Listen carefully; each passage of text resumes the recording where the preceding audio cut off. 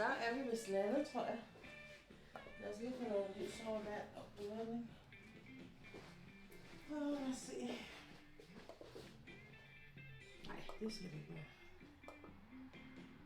Det er bedre det her, tror jeg.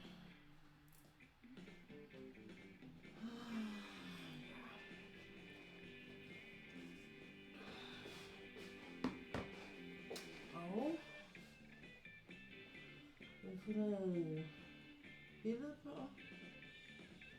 Sådan der. Ja. Klokken er 2:02. Og jeg har simpelthen valgt at gå live nu, fordi nu er det nu. Så I får lov til lige at være med til de sidste justeringer her, som jeg skal gøre med kameraet, tror jeg. Sådan der. Nå, det jeg har tænkt mig i dag, det er søndag i øvrigt, og velkommen til.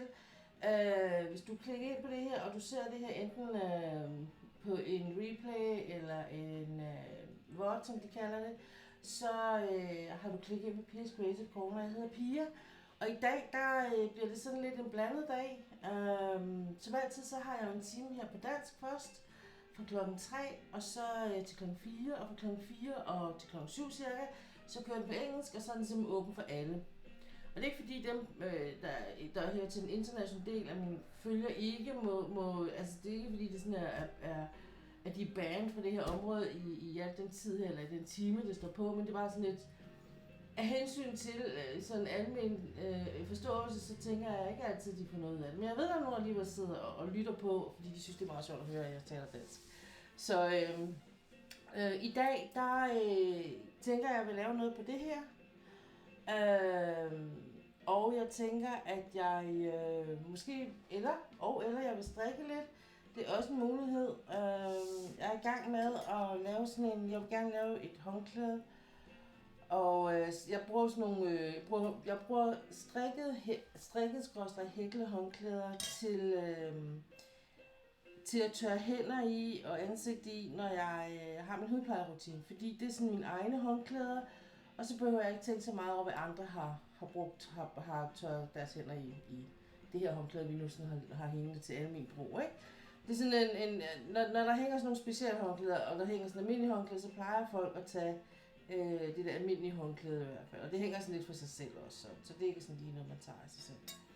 Men det er i hvert fald strik. Det her, det er patentstrik, og det er uden omslag, hedder det. Og jeg var inde og læse lidt forskellen på med og uden. Og det her, hvor det er uden omslag, er en lille smule mere fast i det. Hej Ulla, velkommen til. Og velkommen til det søndagsliven. Jeg håber, du har det godt. Ja, så laver du noget spændende. Hvordan var det nu? Har du været på arbejde? Nej, krig? Ja. Det kan Pia ikke huske. Så det, et af de to ting laver jeg her i den her times tid. Og jeg tænkte faktisk lidt, at jeg muligvis vil strikke lidt, indtil der kommer nogle flere på. Sådan, og vi en tredje lille inden stream, fordi jeg har altså stadigvæk nogle billeder, som jeg ikke har pakket ud. Og nu var min store stedsøn var her i fredags, og spurgte til nogle af mine billeder. En gang imellem, så viser han noget interesse for det. Og så var han sådan, så siger han, men fordi han vidste, at jeg skulle streame, og det havde far jo sagt, at så havde bare så de vidste, at jeg kunne altså ikke sidde og underholde der resten af aftenen, eller hele aftenen der, så han var sådan lidt sådan, og spurgte han hende på min... du har haft en morgenvagt i dag. Okay, så nu skal du bare sidde og flade den lidt ud. Så det var lige så meget, fordi så kom han ind, og så stod han og snakkede, og så siger han, og så sagde han, der var ikke noget på min stålysplade, hvad det var. Og så siger han, så gik vi lige ind. Nej, det er rigtigt, siger så. Jeg har jo, den har jeg noget færdigt, den hedder Snowdragon. Og den ligger jo så inde på mit værelse. Og så siger han, bare bliv stående, så kan jeg gå ind og hente den. Og så vadede han efter. Det kan han ikke. Så han er så bange for, at det glipper noget, jo, den knæk der. Så han gik med herind, og så viste jeg ham det, og så siger han, hvor mange har du egentlig lavet færdigt, de der billeder? Så jeg har rimelig mange, altså. Og så siger han, det der sådan nogle almindelige tøjstativer? Og siger, ja, det er det, men det kan godt være, at jeg skal have et mere, fordi de er måske være lidt belastet, ikke? Jeg bliver ved bare hænge billeder på. de kan ikke blive med at holde det. Det vejer lidt sådan nogle billeder, der først der kommer sten på. Så var han inde og kigge min kasser igennem her. Og var sådan, det er fedt det der, og så pegede han bare på et af mine favoritbilleder, og sådan, ja, men det er ikke sikkert, du får det. Nå, men jeg tænker, at fordi det han faktisk udpegede, det var det her billede her, der hedder Sakura Festival, og det er sådan lidt specielt også for mig, og det er generelt mine billeder jo, så derfor så er jeg jo sådan meget, selektiv med, hvad jeg giver væk. Men jeg har det andet jeg har, der hedder Seasons Change. Det var han faktisk også ret lille med, og det kunne han egentlig godt få, tænker jeg. Jeg tænker med ham, enten så giver jeg ham det i en glas af ramme her til jul, hvor han jo både har fødselsdag og juleaften, eller også så giver jeg det limlagt, og så får han det som en poster. Han skal bare, altså fordi jeg kender drenge og deres rengøring og sådan noget, ikke? Og jeg kan ikke være garanteret, at han altid har en pige til at gøre tingene for ham. Så, men jeg tænker faktisk godt, at det her billede her, også selvom det kommer op og hænge hjemme hos hans mor, at det vil være okay. Altså det har jeg ikke noget problem med, fordi jeg er glad for billedet, og det er et pænt billede og sådan noget, men det vil jeg hellere, end jeg vil af med mit Sakura Festival. Det må jeg nok indrømme. De der Asian-inspirerede billeder betyder lidt mere for mig, og det skal jeg være helt ærlig at sige. Nå, men en lang historie kort, så tænker jeg faktisk, at jeg vil lave en lille, fordi det her billede ikke er så stort, så vil jeg unboxe det her om 20 minutter eller sådan noget, så forhåbentlig kommer lidt flere på. Og så vil jeg unboxe det andet Sakura Festival, fordi jeg var lige ved at snakke om, at jeg ville lave det. Muligvis her til foråret, hvor kirsebærblomster alligevel blomstrer, og jeg har gang i nogle andre Asian-inspirerede ting, så tænker jeg sådan, og inden det bliver sommer, så kan jeg måske lave det her billede. Så jeg har faktisk overvejet, at jeg vil unboxe det der Sakura Festival og kigge det op, når jeg har lavet den der lille koreanske pige færdig. Og så have det og cherry, det andet med blomsterne. Cherry Blossom Under the Cherry Tree hedder det. Det her.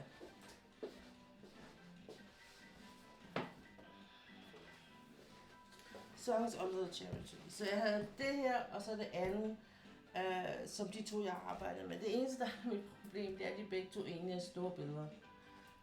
Så vidt jeg husker. Jeg tror nok egentlig, jeg kan lægge det her på den anden led. Ja, det hjælper ikke noget. Det er stadig 65. Så det er sådan lidt det her med at sige, okay, det her er 55, og det er bare, det er 5 cm, jeg skal rykke rundt, men det kan jeg måske bedre overleve og sidde og lave herinde. Så det kan godt være, at jeg i en periode, tænker jeg lidt, måske ikke laver så meget diamond painting på mine streams, men laver lidt mere alt muligt andet. Det har jeg ikke helt besluttet. Jeg tænkte bare, at de her to billeder, de harmonerer meget godt. Og det her, det er bare sådan et, det er et af den slags køb, hvor jeg synes, det var et fedt billede, da jeg købte det. Og så bagefter, så har jeg været sådan lidt, det ved jeg faktisk ikke rigtigt. Men jeg tænker måske også, det er bare, jeg tror faktisk mere, det er fordi, billedet skal bare laves, og så tror jeg, det giver mere mening for mig. Det er et ligesom det her billede har, der hedder The Druid. Det er billedets komposition, kan man sige, der har fascineret mig mere, end det billedets betydning. Det er nok, hvad det er. Men det tænker jeg faktisk, at pakke ud og få sorteret og puttet i CTEK og alle de der ting, jeg plejer at gøre. Fordi der var nemlig en ting mere i forhold til det her. Men hvis det sådan, det var, at han stod og bladrede i alle de her bokse og siger, at jeg har faktisk et ringbind med alle de her, undtagen lige en håndfuld af billeder, som jeg ikke har lavet unboxing på. Men ellers så har jeg faktisk pakket alle billederne ud, og de ligger i et ringbind, så du kan sidde og bladre det, for det er lidt nemmere måske at se en stå der og bladre de der boks der. Så det kan du gøre næste gang, du kigger forbi. Så ja, det var en meget lang historie for, hvorfor vi skal lave en unboxing i dag, men, men så er det. Jeg håber, du havde en god morgenvagt. Jeg tror faktisk, jeg vil lave noget cross-stitch. Vi laver noget cross-stitch. Jeg har valgt at tage den her ud af denne her opsats, jeg har satte den i, og det var simpelthen fordi, at jeg synes, det blev tyngden af det, i forhold til måske ikke er sådan en af det bedste kvalitet, det der jeg brugte, så blev det sådan noget wobbly noget. Nu har jeg ikke prøvet det med den lille, den lille ring her. Jeg har faktisk ikke prøvet at sætte den i, men det er stadigvæk, det bliver meget tungt et eller andet sted, tror jeg. Nu vil jeg i hvert fald lige prøve at se, om jeg kan sidde med det her på streamen. Og jeg kan godt gøre det, inden der er ingen, der sad derinde med det i går. Du kom til at købe 3 nye billeder. Okay.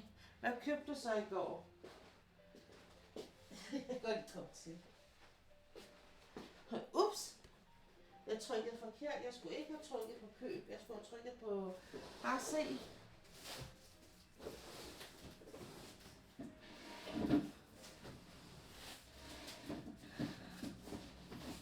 Jeg var faktisk inde og kigge på min DSC-konto i dag, lige her før, og konstatere, at jeg faktisk kun har lavet en ordre i år, så indtil videre. Så jeg føler mig faktisk sådan rimelig god. At det så måske også er mere nød end noget andet, det er der så ikke noget at gøre ved. Jo. Så. Tænker jeg så, hvis jeg så siger zoom in closer. Sådan der. 2 drager. Og et hundebillede, hvor de ligger på en bro i en zone. Det er et af de nye jo. Det der, hvor de ligger, ligesom, det ligner lidt 2 lyslabradorer, der ligger på en bro i en solnedgang. Det tænker jeg faktisk også på at købe. Bare fordi jeg er så træt, at man kun ser sådan nogle labrador retriever ting. Jeg vil hellere have det så over en golden retriever flatcoated, der lå der. 2 drager. Er det Randall Spankles drager, du har købt?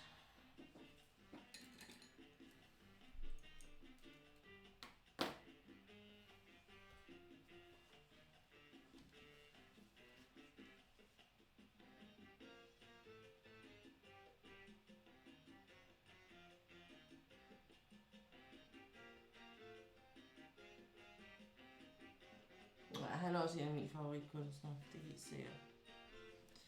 Det er han i hvert fald. Nå, nu skal vi se. Jeg tænker på måske bare at give den lidt på. Ja.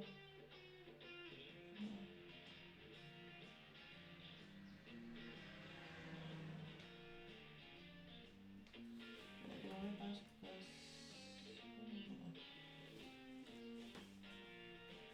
Fordi jeg løfter den jo lidt det her.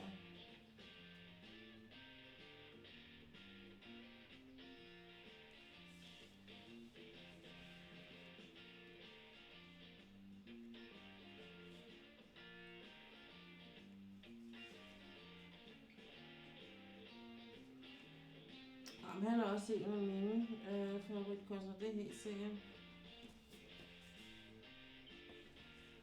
Hvad er titlen på de der, du har købt? Jeg var nysgerrig.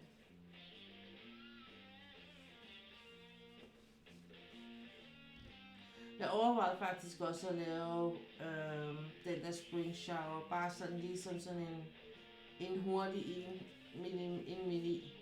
Plus at jeg faktisk fundet ud af, at jeg har et andet lille, et endnu mindre billede, sådan et, der er tæt på, der er under 50x50. Det kunne jeg jo faktisk også godt lave. Det er ikke hans, det er et af de der Puffygate, det hedder Blue Girl, så det er sådan en lille løveunge i sådan et blåt tema, jeg faldt for på et tidspunkt. Også fordi det var bare sådan en lille et, så jeg tænkte, det kunne man godt måske ved lejlighed med bruge til noget, at det kun var sådan en lille et. Hold da op, der er sgu da gang i den der. Skulle jeg lige tage enten op?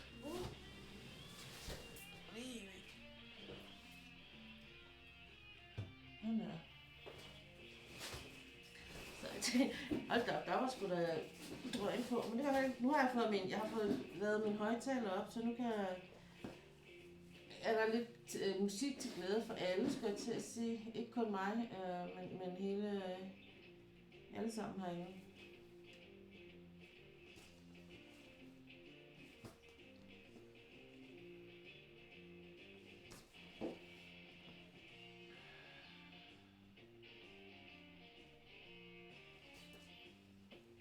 Men det blev søndag, og i går var jeg ude at ride på Albert. Havde en fantastisk tur bare. Og det var sådan en, der var ikke sådan noget, skulle jeg til at sige, der var ikke sådan noget usædvanligt. Det var sådan egentlig, som vi plejer. Og jeg er blevet så god til det med at øse hovedtøjet nu, så det er egentlig heller ikke noget. Det klarer vi også fint, ham og mig i samarbejde, så og ret mudret derude i går, men det er jo alt det vand, vi har fået. Så han var sådan lidt, han skulle lige mærke banen, men det er så også fair nok.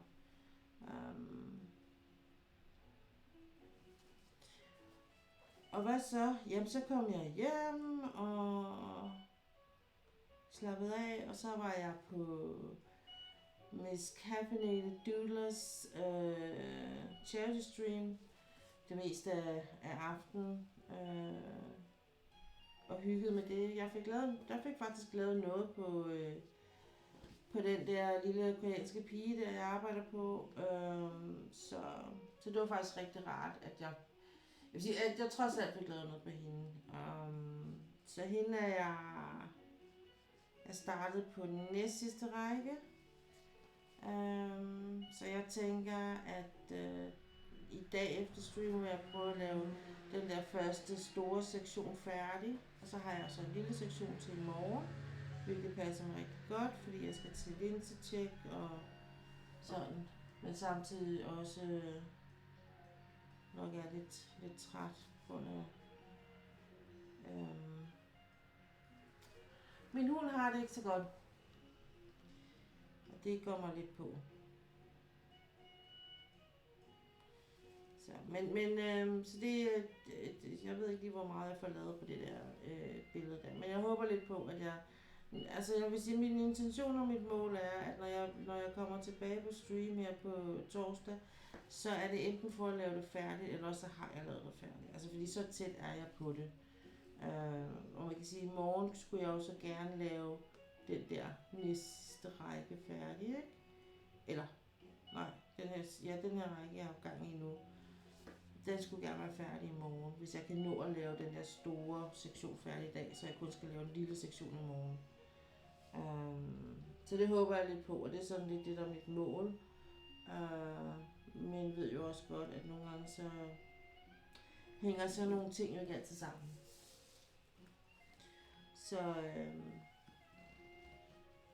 Så jeg er sådan lidt, altså, det er sådan nogle situationer, hvor jeg godt kan mærke, at jeg bliver sådan lidt, jeg føler mig lidt fanget, eller hvad man skal sige, ikke? Fordi jeg vil egentlig gerne være færdig med det her billede, men jeg synes også lige, at jeg har rigtig, rigtig mange ting på min tallerken i øjeblikket. Jeg kan ikke lige huske, hvad de her andre 2 billeder. Okay. Det er bare jo. Jeg er bare nysgerrig. Det skal man ikke lade sig så Kim sagde, hvad jeg skal på af.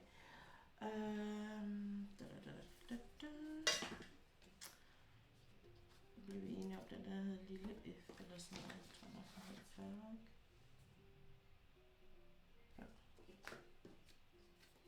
Det er meget sjovt, der er nogle ting, som jeg i øjeblikket, når jeg sådan lige skal finde det, men så når jeg sådan ligesom prøver at skal se det for mig, så kan jeg bedre se det for mig. Så er det sådan, nå ja, den her lille effekt, jo det gjorde den.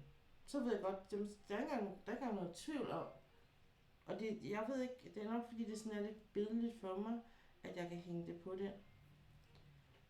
Fordi jeg kan faktisk ikke huske, hvad nummer det var, da jeg sådan lige sad med den her og var færdig med det farven. Sådan der. Og så tænker jeg egentlig, at jeg ville spørgsmål, om vi skulle lave den der 38, der ligger her. Så alt det her blev... Ups. Vi tager det ned, så I kan se det. Så alt det her blev færdigt. Det kunne være, at jeg skulle gøre det. Så har jeg lavet alt det færdigt. Og det dernede, der blev sat tråd i det der. Fordi så er det kun den dernede, jeg mangler stadigvæk. Og så kunne det være, at når jeg lavede det her, ja, når jeg laver det her, så skal jeg begynde på så tror jeg skal begynde at lave det her op. Så jeg får ligesom bygget bro henover her. Jeg kunne godt tænke mig, at det ligesom blev, at jeg fik fyldt alt det her op. Altså fik ligesom lavet det her færdigt. Så at det her ligesom er gang i, at det ligesom bliver fyldt op. Og så kan jeg rykke denne her lille ring lidt længere hen, og så ligesom starte her, sådan så at, kan I lidt følge det der, sådan så at det her bliver fyldt op, sådan så jeg ligesom får fyldt op. Her er der en masse, hej Hanne, velkommen til. Tak fordi du stoppede, tak fordi du kiggede forbi. Altså, undskyld, jeg skal bare lige nogle gange lige vente den om. I går på arbejde havde vi 2 små valpe omkring 3 måneder gamle, ude at lege sammen. Den ene kom ind, lagde den sig rundt om sin madskål for at spise det og blev træt. De er så nuttede valpe. Ja. Ja, jeg har sovet på sofaen i aften, i nat. Det er jo ikke, det er, sådan, det er fordi det er nemmest at kalde det en sofa, når jeg snakker engelsk, men det er faktisk en gammel elevationsseng, som så ikke virker mere, som jeg har arvet efter min svigermor, dengang hun stadigvæk levede.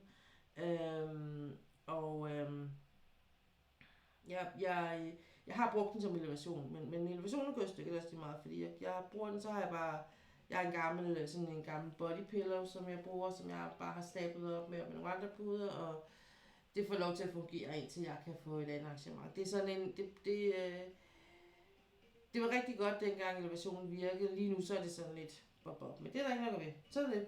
Men det der er i det er, at jeg så kan man sige, så når det skal være, så kan jeg ligge på den og sove. Og det er så også den, jeg bruger. Det er også den hund og jeg, vi slås om, når det er sådan lidt i gå, så er ikke slås om, fordi det er jo mest mig, der giver mig. Men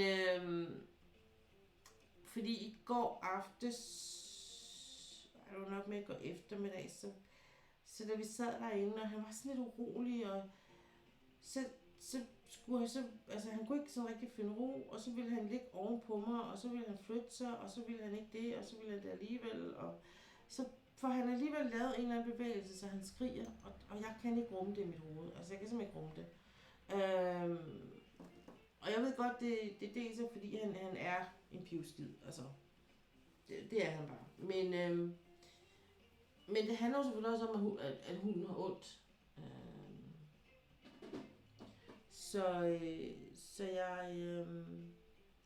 jeg vil sådan egentlig ikke engang prøve at se, om han vil hoppe op i sengen. Ja, nu har han været deroppe i dag, så jeg tænker, vi sover i sengen i nat. Men jeg sov altså derinde i nat, og det gør jo bare noget ved ens nattesøvn generelt, kan man sige. Og han havde altså lige nogle situationer. Det er sådan lidt ligesom, når han skal vende sig, og det er hans højre skulder. Hvad fanden skete der her? Det er hans højre skulder, der er skør, kan jeg se.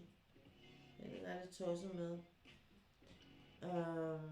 Og så min mand meget fornuftigt sagde, at vi skal måske også til at vende os til, at han ikke er nogen valp mere. At han er ikke nogen ung hund. Han er altså en voksen hund, der hører til en race, som han er en stor hund, og vi har ikke skånet ham på den måde. Altså, det er ikke sådan, han har fået lov til at gøre og bevæge sig, som han har lyst til.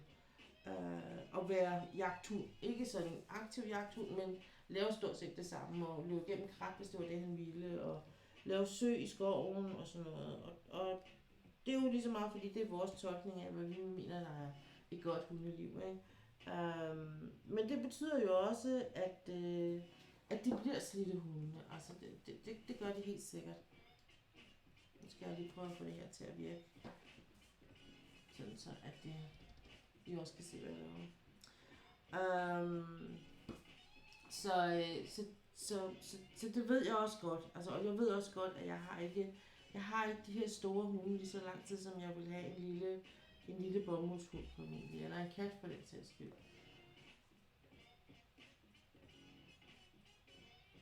Du må sige til Superstar, at han skal passe på, hvad han laver, for jeg bliver så bekymret for ham. Ja, det er jo sgu ikke den eneste, der bliver bekymret for ham. Men tak for det. Jeg skal nok give ham fingeren. Nej, ikke den finger, men bare fingeren. En løftepegefinger hedder det på dansk. Jeg har sagt til ham, i dag der sagde kiggede min mand om dybt i øjnene, og sagde, Jeg kan godt sige dig, hvis ikke at du opfører dig ordentligt og lader være med at have ondt, så tager vi dig til dyrlægen. Og hun havde stået bare så ud, som om han havde gjort et eller andet forkert. Og han var ørerne helt tilbage. Ja, men og så satte han sig bare ned sådan lige så stille, sådan ligesom når han får rigtig skældt ud, ikke? Og nej, sagde jeg så. Det der er i det er faktisk, jeg kan godt lide at komme til dyrlæge. Han var rigtig glad for sin dyrlæge, så det er ikke, på den måde er det ikke nogen trussel. Men det var fordi sidste gang, hvor han havde det, der havde jeg jo sådan, nej, så tager vi ham til dyrlæge, og så var der ikke noget næste dag, ikke? Så jeg tror, det var det, min mand prøvede at skabe den situation igen. Vi blev enige om, at vi giver ham et døgn mere. Altså, fordi jeg er jo klar til at køre ham til dyrlæge, men jeg ved også godt, at nogle gange så er det ting, altså, så skal det måske bare have lov til at gå i sig selv, altså om jeg så må sige. Det jeg har tænkt mig, det er, at når nu han skal til sit sundhedstjek, så vil jeg, når jeg booker det, så vil jeg snakke med dyrlægen, og så siger jeg, men jeg vil gerne have tid til, at vi lige tager en snak om det her, de her oplevelser, vi har haft, og hvad vi kan gøre for at, altså, enten om han skal igennem en røntgen, og vi kan se, om der er noget gigt eller et eller andet, eller om han har en ledskade, som bliver ved med at springe op, om det er det, han bliver plaget af. Fordi hvis ikke det bliver værre, end det er nu, så vil jeg godt prøve smertedække, fordi du er ikke den eneste, når hun siger, at du er klar. Når hun siger, er du klar til at købe til dyrlæge, så lad mig sige. Men det er jo det. Og min mand, han ryster lidt på hovedet af mig. Det er også okay, det må jeg gerne. Han er en af de få, der må ryste på hovedet af mig, uden at jeg bliver sur over det. Den ret har han tjent. Den ret har han optjent. Det er okay. Det må han gerne. Nej, så det er selvfølgelig... det er jo en balance, ikke? Og man skal helst ikke... jeg gider heller ikke at køre til dyrlæge, hvis ikke der er nogen grund til det, særligt fordi det er pisse dyrt. Men hvis der er en grund, så kører jeg selvfølgelig til dyrlægen. Men jeg tænker lidt, at nu prøver jeg lige at trække vejret, og så se, om det går i sig selv igen, som det gjorde sidste gang. Og så tænker jeg at tage en snak med dyrlægen, fordi så kan det jo være, at jeg kan give ham noget tilskud over det, han får. Eller at vi kan få noget medicin, som når det er, at han får de her episoder, eller man skal sige, at vi så kan smertedække ham i de her par dage, hvor det står på, så han ikke, altså, både vi holder ham ikke i ro, men at vi ikke kaster noget, han skal jagte, men at vi så kan smertedække ham, så han får sin søvn, og så han ikke lider. Altså det er jo sådan set, det er næsten det, der er det værste for mig, det er, at han har ondt, og jeg kan ikke rumme det her med, at han har ondt, og jeg kan ikke forklare ham, hvorfor. Altså, og at det er okay, han dør ikke af det, vel? Altså, det kan man bedre forklare et barn, for eksempel, i en vis alder selvfølgelig. Men det er jo lidt ligesom at have et spædbarn, hvad det angår, ikke? At sådan nogle ting, jeg bliver så magtesløs, og jeg skal ærligt indrømme, at der er, altså med hundene, der er mit hjerte altså blevet mere og mere blødvandet efter med alderen. Jeg husker her, da ham vi havde før, ham vi har nu, som også var en flatcoated Hannibal, den gamle der, da vi skulle aflive ham, jeg var helt færdig. Altså jeg har aldrig prøvet før at kaste mig over en hund, og bare græde fuldstændig hjælpeløst. Altså jeg kunne slet ikke rumme det. Men det var det bedste, og det var en rigtig beslutning, og jeg var bare... Og jeg havde sådan, altså jeg var nok den, der var mest afklaret med det, så jeg havde sagt sådan til min mand, fordi han var sådan, altså Hannibal var noget særligt for ham. Han var særlig for mange mennesker, han var meget unik på mange områder. Men så jeg til ham, det bliver din beslutning, fordi det skulle han træffe, synes jeg. Og han sagde, jamen altså, han skal ikke lide. Så den beslutning traf vi, og da den var tredje, og dyrlægen havde givet ham den første sprøjte, der kunne jeg ikke rumme det mere. Altså. Jeg var helt færdig. Så der er ingen tvivl om, at min jeg vil ikke sige mine moderinstinkter, men de her beskyttelsesinstinkter, som vi jo nok har alle sammen i forhold til dyr og børn og sådan noget, de har bestemt blevet stærkere, eller er blevet meget mere tyndhudet og følsom med alderen. Men jeg har det ikke i forhold til børn. Der har jeg ikke. Jeg har hørt, at du havde vundet en gave. Hvad var det, du havde vundet i gave, som han fortalte dig? Du tænker på Bench. Altså det var fordi, Bench havde jo sådan en konkurrence her i marts måned, som man kunne tilmelde sig til via hans Discord. Og nu skal I se, hvor jeg blev af henne her. Og det var egentlig, altså normalt så er det jo sådan noget lodtrækning, men det var det faktisk ikke. Det var faktisk, hvor ham og en af hans moderatorer var inde og vurdere de billeder, som der blev arbejdet på.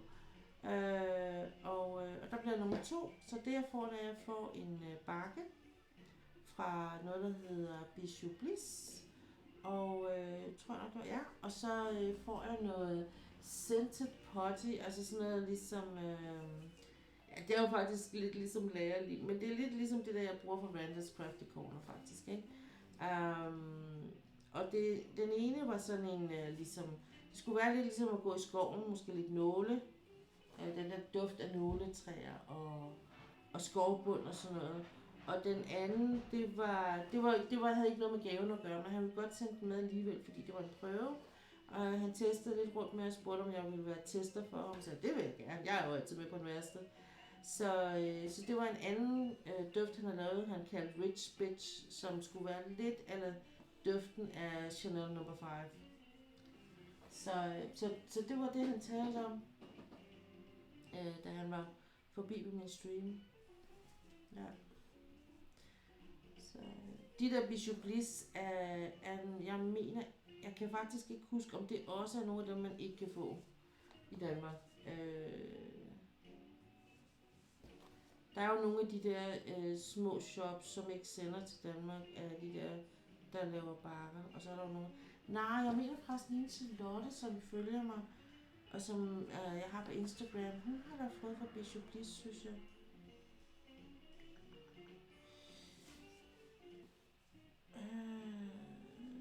Det må jeg lige tjekke op på. Jeg ved i hvert fald Firefly, som det der, den bakke jeg fik af Stila, min anden moderator der, den kan jeg få herhjemme.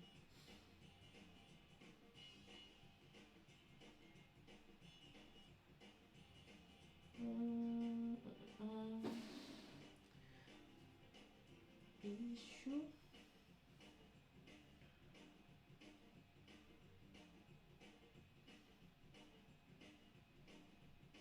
Jo, det kan jeg faktisk. Jeg tror faktisk godt, jeg kan få for Bishop Bliss. Jo. Men det er stadig det er jo fra Amerika, så det er det er jo ligesom at få fra Minimate for eksempel. Det koster 154 kroner i shipping at få fra Bishop Bliss. Men Bishop Bliss er dem her, hvis du har set dem, så er det dem, der har den her magnetlåg. Så jeg er ret spændt på at prøve dem faktisk. Det er i hvert fald nogle af, jeg har jo ret fede bakker. Det er nogle af Bench, jeg er meget stor fan af, så ja, nogle super gode gaver. Meget. Jeg er jo sådan meget taknemmelig over at vinde sådan noget, som jo normalt er ikke er sådan noget, man sender, altså netop fordi Danmark er sådan lidt for sig selv, eller hvad man skal sige, ikke? Så.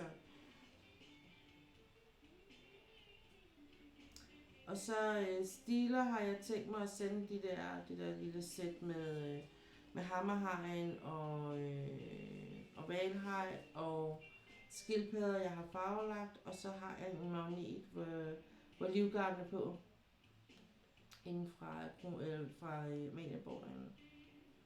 Så jeg købte et par stykker på et tidspunkt, jeg skulle sende til nogle andre amerikanere, som jeg skrev meget med og talte med, som sendte mig sådan en lille goodiebox. Ja, lille, det var den sgu ikke, for det var alt muligt. Men sendte mig sådan en goodiebox fra Amerika med alt muligt spændende overfra.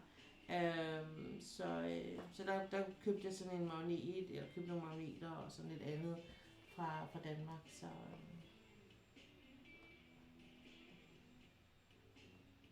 uden at det var noget. Og det er jo sådan lidt, altså og det er jo igen det her med, jeg bliver sådan altid lidt, jeg ved ikke, jeg vil ikke sige for langt, men jeg kan godt blive alligevel lidt, ikke? Fordi jeg synes, det er en stor gave at få bakker, for eksempel få sådan en bakke. Og så vil jeg gerne give noget igen, og jeg har faktisk ikke rigtig nogen penge med, på grund af alt det her, der sker lige i øjeblikket. Det var også en flot gave, hun sendte til dig, da du viste den, tænkte jeg, på, om det var påske på grund af farverne. Nej, det var faktisk fordi, ja, det var faktisk meget godt på. Det kunne det faktisk godt have været. Det var det egentlig ikke, fordi det var mig selv, der har valgt farven, og det var egentlig fordi, at jeg har så meget, der er lilla, tror jeg. Så den hed melon, og jeg tænkte, det ved du hvad, den farve, den er ret fed, uden at være sådan helt vildt utræret, synes jeg. Så ja, men påske, det kunne man sagtens bruge den til. Helt sikkert.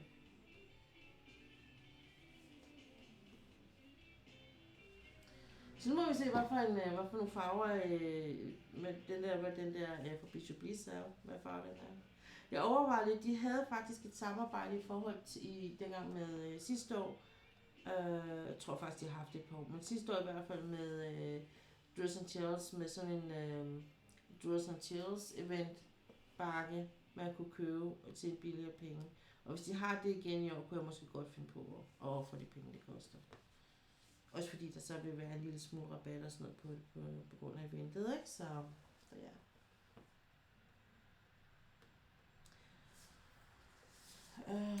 Så ja.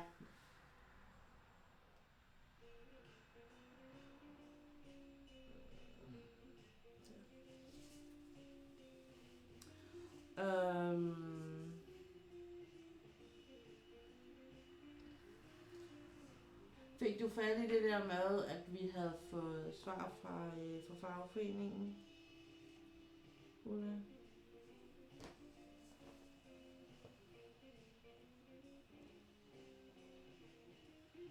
Og at de kunne gøre noget for os, eller gøre noget for min mand. De ville ikke gå i arbejdsretten med det, fordi at de mente ikke, vi havde en sag.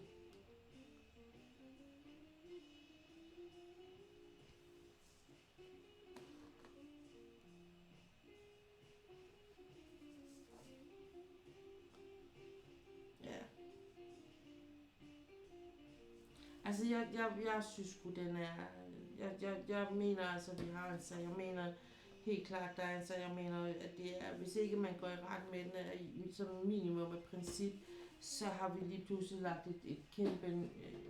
en kæmpe fælde under det at være lønmodtager generelt. Fordi så så kan det jo lige pludselig danne præcedens for andre, at jamen, så gør man bare sådan. Det er bare sådan, du skal gøre. Hvis der er nogen, du ikke kan lide et firma, så skal du bare sørge for, at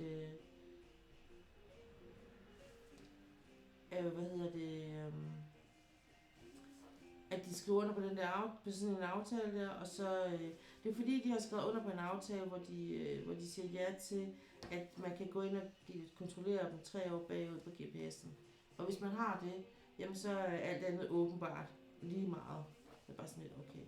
Så alt det der med, hvordan, og der er ikke, det er jo ligesom det, jeg synes, der er fuldstændig her hul, for det er en ting, men det, jeg synes, der er fuldstændig hul i hovedet, det er, at de ikke vil gå ind og begynde at snakke om det her med, at man, altså hvad er det rimeligt i, at man siger til en mand, du har snydt os for noget, du har snydt os for nogle penge, fordi du har registreret timerne forkert, men vi vil ikke fortælle dig, hvordan du skal gøre for at registrere dem rigtigt.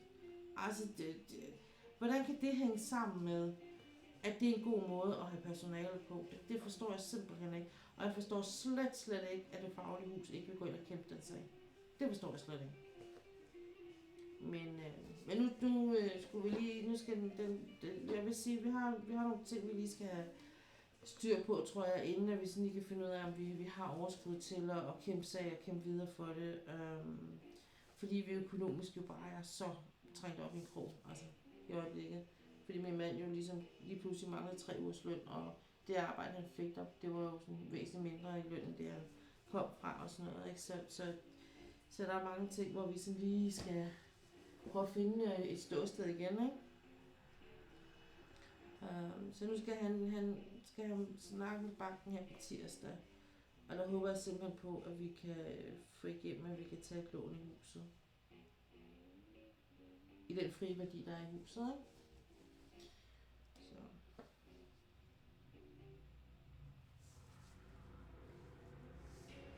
Jeg tænker også på en gammel kollega, for de ved heller ikke, hvordan de skal gøre nu, så derfor burde de jo have taget sagen op også. Ja, lige præcis. Ja, fordi dem, der arbejder, de er meget usikre. de er jo sådan lidt, men det betyder så, at de kan gå ind og slå mig oven i hovedet med det her, lige om lidt. Så hvis ham der så lige pludselig ikke kan lide mig mere, så kan han sådan set fyre mig og bortvise mig. Fordi jeg har jo gjort ligesom, som min mand har gjort. Som min mand har gjort, ikke? Altså det er sådan lidt, det, og det er også det, jeg ikke forstår. Jeg forstår det simpelthen ikke, at man ikke har ville, så kan det godt være, at hende, der har fået sagen, ikke har kompetencerne til at føre den. Men så må man jo gå højere op, eller finde nogen, der har det i stedet for. Altså, jeg synes, det virker så mærkeligt, det der, altså. Men nu har der jo, det er jo blevet lavet som sådan en slags afgørelse, kan man sige. Og min mand har 10 dage til at klage over det, eller komme med noget nyt. Og så siger man noget nyt. Hvad for noget nyt? Hvad er det, du skal komme med? Altså, er det vidner, som kan sige, at det er sådan, det har været? Eller, men det kan de jo ikke svare på heller. Altså, det er sådan, at du kan ikke bare sige, at du skal komme med noget nyt i sagen, hvis ikke du ved, hvad det er for noget nyt, der skal komme. Så jeg undskyld mig, jeg tror altså lidt, det også er det faglige hus her, der har en lille smule inkompetent i forhold til det specialområde. Og så har jeg sådan lidt, så taber jeg rigtig meget for sådan en fagforening. Fordi så er det sådan lidt, jamen hvorfor er det så, at det er billigt? Er det så fordi, det er et lortested at være? Ikke? Altså, er det så fordi, men skal jeg så hellere betale de ekstra mange penge, og så komme til at stå i en fagforening, der hører under mit speciale? Det er jo sådan set det, man kan tænke. Og det har jeg da tænkt mig at skrive til en chef. Fordi jeg står også i det der. Jeg står også i det faglige hus, og jeg har sådan lidt, okay, altså hvis det er sådan, I behandler jeres medlemmer, og det er det, I kan gøre for dem, så tror jeg skal finde et andet sted at være, altså. Fordi så kan jeg altid godt, så jeg kan godt være i HK for eksempel, eller jeg kan være i hvad hedder det, i Dansk Socialrådgiverforeningen. Altså det er jo, og for mig, jeg skal kun være i en fagforening. Jeg behøver ikke nogen A-kasse, fordi jeg som flexjobber skal du ikke være en A-kasse. Så og du vil gerne A-kassen, der er dyr, ikke? Så jeg kan altså bare melde mig ind i en fagforening. I HK eller et eller andet, så siger jeg, okay, så det er måske der, jeg skal være i speciale, i stedet for at være i en krifa eller et eller andet. Altså, jeg bliver altid sådan lidt, okay, når jeg bliver skuffet. Jeg bliver så skuffet over sådan noget, fordi jeg synes, man betaler til det, og så er det bare ikke en skid værd i sidste ende. Altså, når man endelig har brug for dem, og det er ikke, altså, det er ikke fordi, vi har brugt det faglige hus til noget som helst, skulle jeg til at sige før nu. Og så bliver jeg altid sådan lidt skuffet, når ikke de ligesom, når det viser sig, hvad skal man sige, jeg giver altid ting, og det er sådan generelt, giver jeg altid ting en fair chance. Altså folk skal have lov til at prove me wrong, må jeg sige, ikke? Altså, at modbevise, at mine værste er hængelser. Og så kan jeg tilbage efter sidde og slå mig selv oven i hovedet med, at jeg var en naiv eller et eller andet, ikke? Men altså,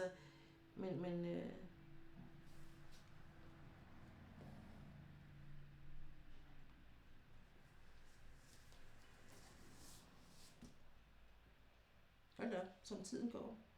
Skulle vi lige lave den der unboxing? Jeg blev så optaget af at snakke.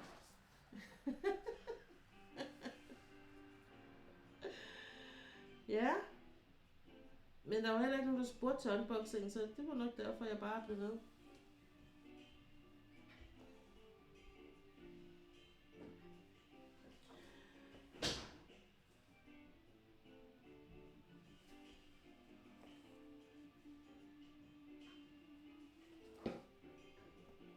Det er smadret hyggeligt, Ulla, at snakke sammen.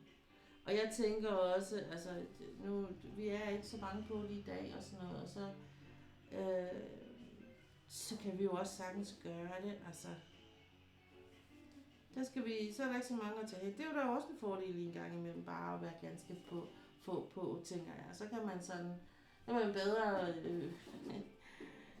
vinge den og tage det sådan lidt på gefyl, om det lige er i dag, vi skal snakke om det ene eller det andet, ikke? Altså, så.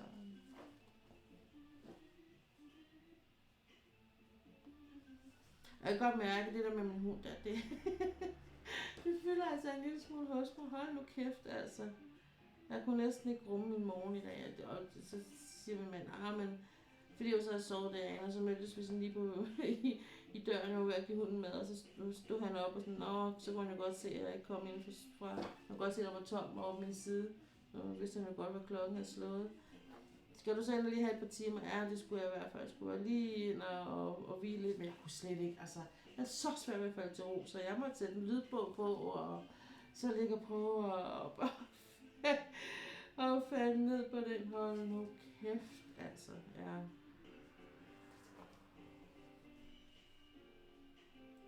Apropos lydbog, der er en rigtig, rigtig god bog, jeg godt vil anbefale, hvis det er, at du kunne være interesseret i det.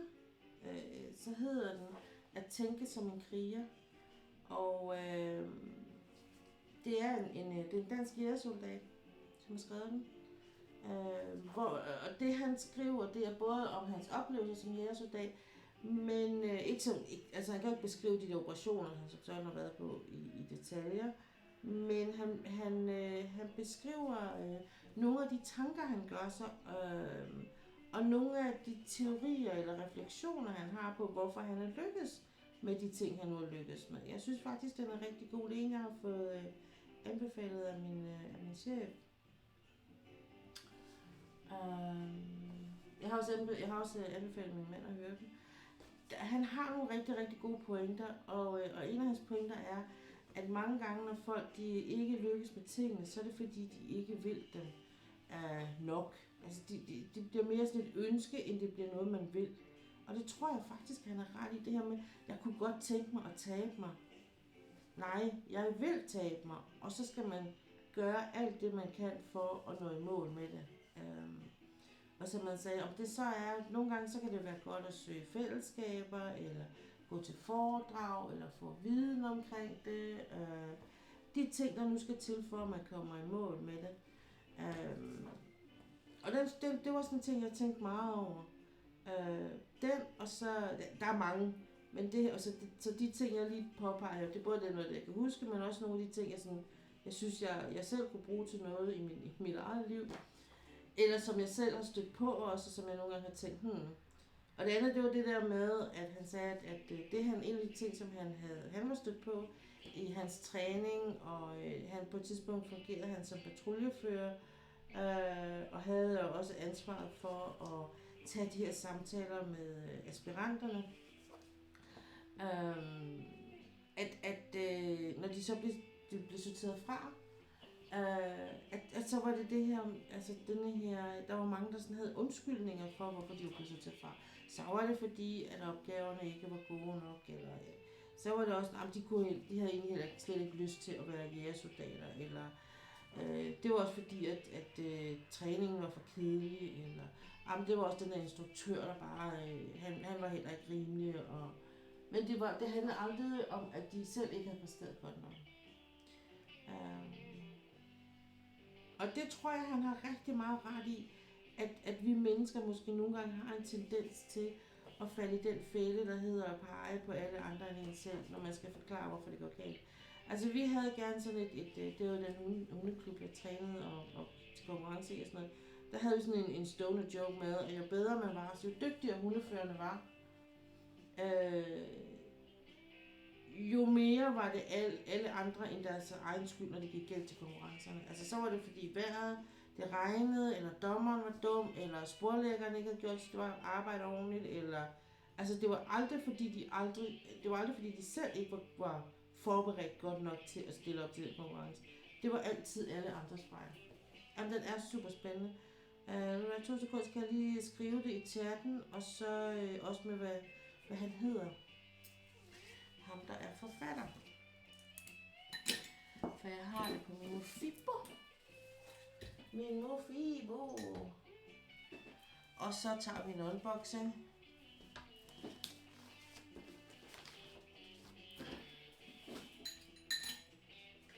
Men jeg regner også med, at du bliver nok hængende alligevel, så det er ikke fordi, at... Jeg tænker, jeg laver formentlig posting her, også på den engelske del af streamen her, så når jeg har lavet unboxing. Skal vi lige se, hvad han hedder.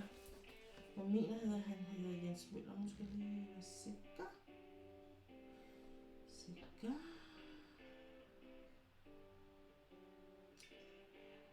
Boghylde.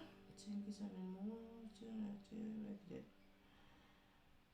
Tænke som en kriger. Der.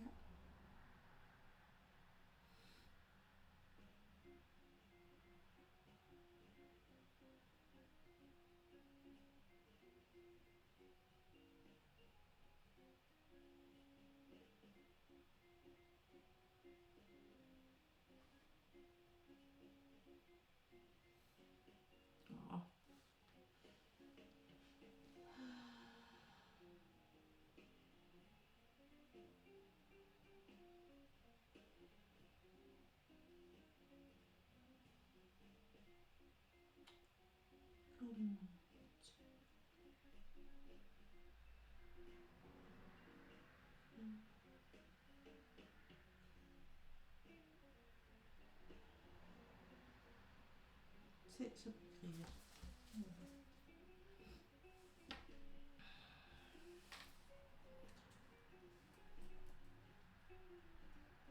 Hej Elle.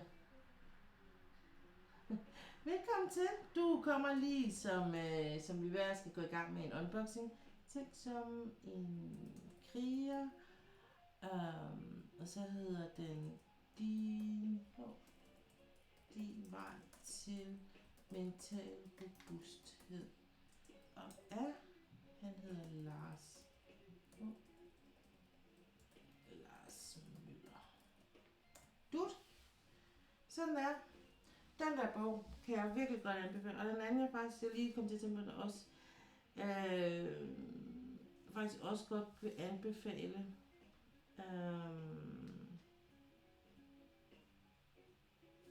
Den hedder sådan her. Det hele handler ikke om. Det er også en lydbog. Antiprincipper for et liv med sindsro, frihed og mening. Og det er af Niels Overgaard. De to bøger der, synes jeg er helt vildt fantastiske. De er meget forskellige, men de har sådan nogle meget jordbundne eller nære tanker, og det er sådan meget, selvom den anden det er sådan en med filosofi, men hvor der er rigtig meget man kan tage, synes jeg, og bruge i sin hverdag. En tilgang til livet også.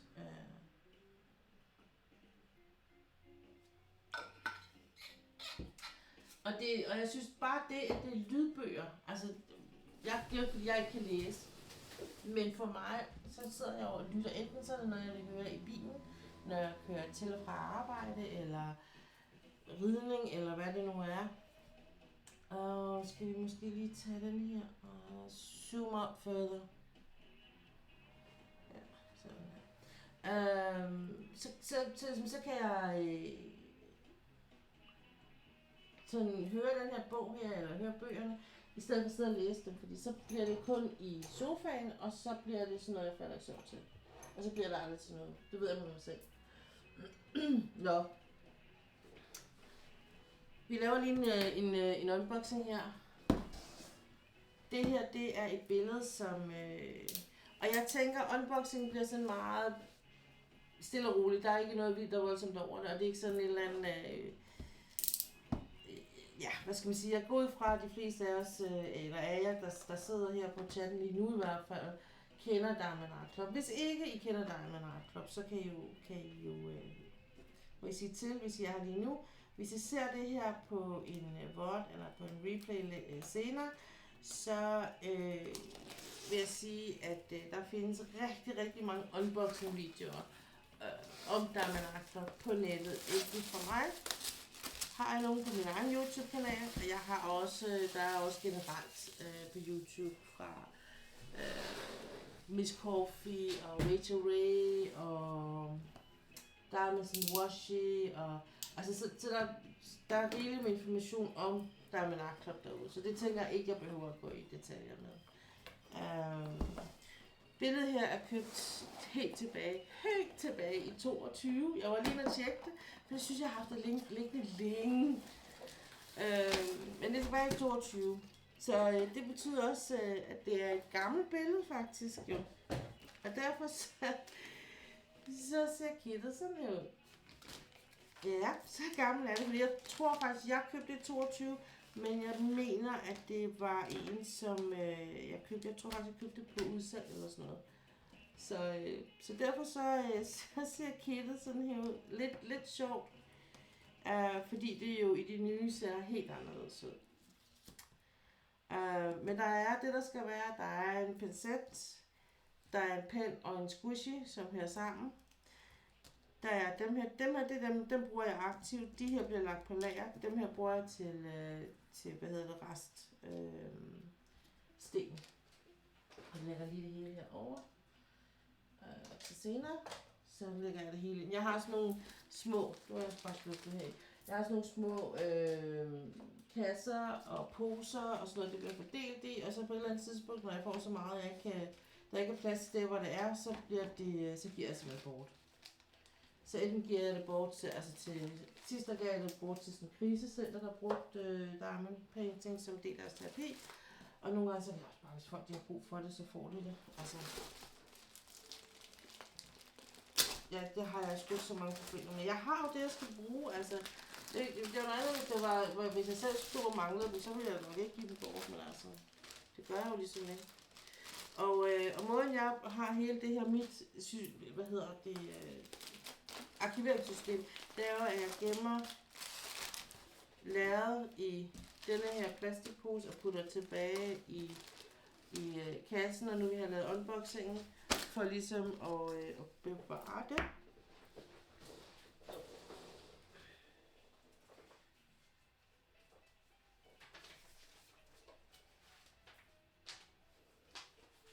Så har jeg en.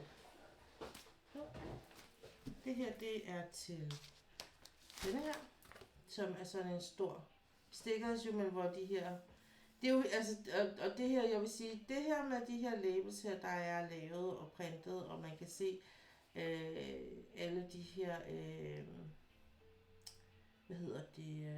symboler og sådan noget tydeligt på. For mig, der var Diamond Art Club nogle af de første, der gjorde det. Jeg ved ikke, om der var nogen, der gjorde det før dem, men jeg synes, det var en af de mest geniale ting, der fandtes. Det var den bedste, hvad skal man sige, sådan perk, gode, der var ved dem. Fordi de andre billeder, jeg havde lavet på det tidspunkt, da jeg startede, det var, der fik jeg bare sådan en A4-side med symbolerne på, og så fik jeg simpelthen min mand til, på hans arbejde, han havde på det tidspunkt, og få dem forstået op i en træ, og så kunne jeg skære dem ud og sætte dem på. Så tog jeg bare en, sådan en her, eller en skalpel, som for eksempel denne her. Og så skar jeg dem ud og satte dem på med tape på bøtterne, fordi det var sådan egentlig nok meget klart for mig. Det var den måde, jeg bedst kunne, i stedet for at sidde og tegne dem selv, eller skrive dem selv, det kunne jeg bedst finde ud af. Men jeg går lige ud, mens jeg lige laver unboxing, kan jeg godt lige tage kopierne her. Jeg har en printer herovre.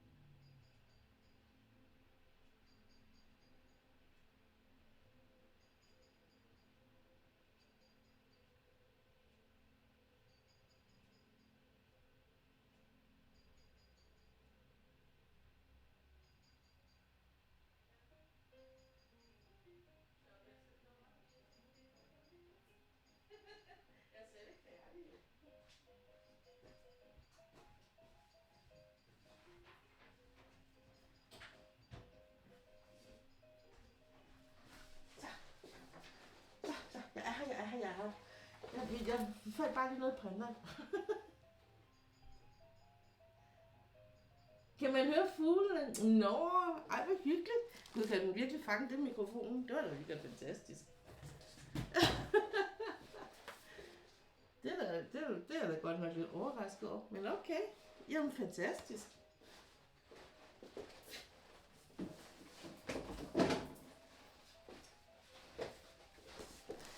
Jamen, jeg har fugle i haven. Jeg har mange fugle i haven. Nå, hvad er den der hed? Når jeg ellers holder op med at snakke, så kan man høre mig.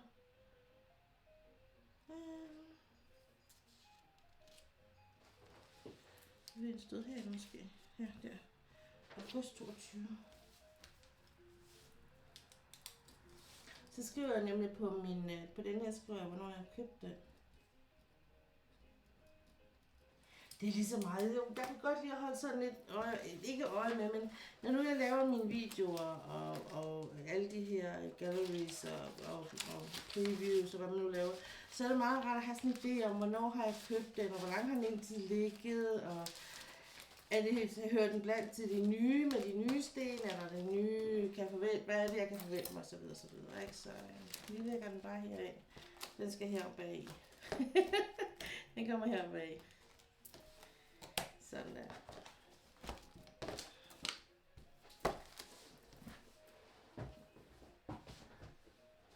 Nå, lad os se på det her lærred her. Fordi det er ikke så stort lærred, som det er. Det kan faktisk næsten være herinde. Det er faktisk ikke, altså der er mange brune farver. Det vil jeg godt indrømme, det er der. Og der er nok nogle af tingene, hvor jeg godt kunne tænke mig at finde på at lægge nogle krystaller eller noget ind. Hvor jeg vil købe nogle krystaller til det. I de her gardiner og sådan noget. Og i noget af det her. I de her farver her, så hvor fordi der er en enkelt AB-coding på, det er den der gule der. Men ellers er resten almindelig sten. Og der tænker jeg måske, der er noget af det, hvor det vil give mening, at jeg køber krystaller til det. Ja, men de sidder også, jeg har jo foderplads næsten lige ud fra vinduet, så det giver rimelig god mening, og solsorten er jo helt vildt op at køre, på grund af solen skinner og alt muligt, så er de jo bare på pletten. Ja. Nå, men som jeg også sagde lidt i starten, tror jeg, at det her billede her er sådan et af de billeder, som jeg har købt mere for kompositionen, end jeg har købt det, fordi det betyder noget for mig. Og det var nok egentlig fordi, jeg tænkte, at jeg kunne få noget spændende ud af det selv også. Så det er et af de billeder, hvor jeg tænker, at jeg skal ind og kigge lidt på originalen. Og så vil jeg prøve at se, hvad jeg kan lægge i af krystaller selv. Og det bliver krystaller, jeg lægger i. Hey Stila! Morning! Yeah, I know, we're close. I'm just gonna finish this up, and then we're gonna go straight into the English part. I am a bit late on the Danish part because I fell not in love, but I had to talk just 2 words with my husband up there. So yeah, so I'm just gonna finish this up as soon as you can see that this is done. We're going straight into the English part. Okay. Så det tænker jeg faktisk, at det kan også godt være, at jeg måske finder på noget i forhold til med nogle af farverne, så man bare skifter nogle af farverne over i en krystal eller i en AB-sten. Fordi det her er før før Diamond Art Club selv gik fuldstændig amok i de der specialsten, så det tænker jeg i hvert fald. Men det er et billede, der på mange områder er, hvor jeg tror, at det bliver sådan noget med, at man skal se det. Altså, hvor det vil være mere. Man bliver nok overrasket over, hvordan det ser ud, når det er færdigt. Jeg har faktisk ikke set det her færdigt nogensinde. Så jeg tror, man bliver lidt overrasket, når man ser det færdigt. Der er selvfølgelig, når man kigger her på stenene, så er der selvfølgelig en overvægt af de brune farver, men ikke af mørke farver, men jeg tænker brune farver. Og jeg tænker, hvis jeg skifter nogle af de her med nogle AB-sten eller nogle krystaller, så tror jeg faktisk, at det giver rigtig god mening. Der er så 1, 2, 3, der er 2, 4, 6, 7 poser af det sorte. Og så er der 1, 2, 3, 4 af den der. 1, 2, 3, 4, 5, 6 af den anden brune. Så det brune og det sorte har, men det giver jo næsten sig selv, når man kigger på det, ikke? Altså tænker jeg. Så ja. Det bliver sådan et billede, som jeg tænker, der bliver noget helt særligt, når det bliver færdigt. Fordi, jeg tror, jeg klipper lidt i de her poser her. Ikke i poserne, men imellem poserne. Så vi lige fordelt det lidt op her. Netop fordi jeg kan gå ind og lege lidt med det. Og fordi jeg til forskel fra da jeg købte billedet og så til nu, så har jeg en helt anden sikkerhed i at gøre det. Fordi jeg har gjort det så meget efterhånden. Og det er ikke fordi jeg sådan tænker, jeg er bare super duper, men fordi at jeg i hvert fald i forhold til hvad jeg selv godt kan lide, så ved jeg hvordan tingene bliver. Og jeg vil sige, at for mig at det her med krystallerne betyder rigtig meget. Altså jeg har fundet ud af, at krystallerne blandet i billedet synes jeg er bedre end hvis jeg kommer AB-sten i. Fordi krystallerne har, de har en lidt andet skin, eller man skal sige, genskin. Så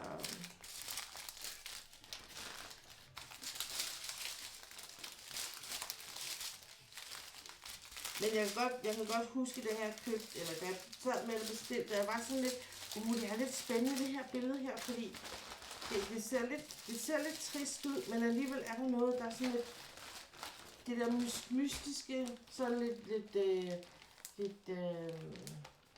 ja, sådan, hvad skal man sige, du ved ikke helt, hvad det er, hun gemmer derinde bag ved gardinet, eller hun har noget, som hun ikke vil vise-agtigt, ikke? Altså det er sådan lidt, sådan tror jeg, sådan tænkte jeg meget, da jeg så billedet til.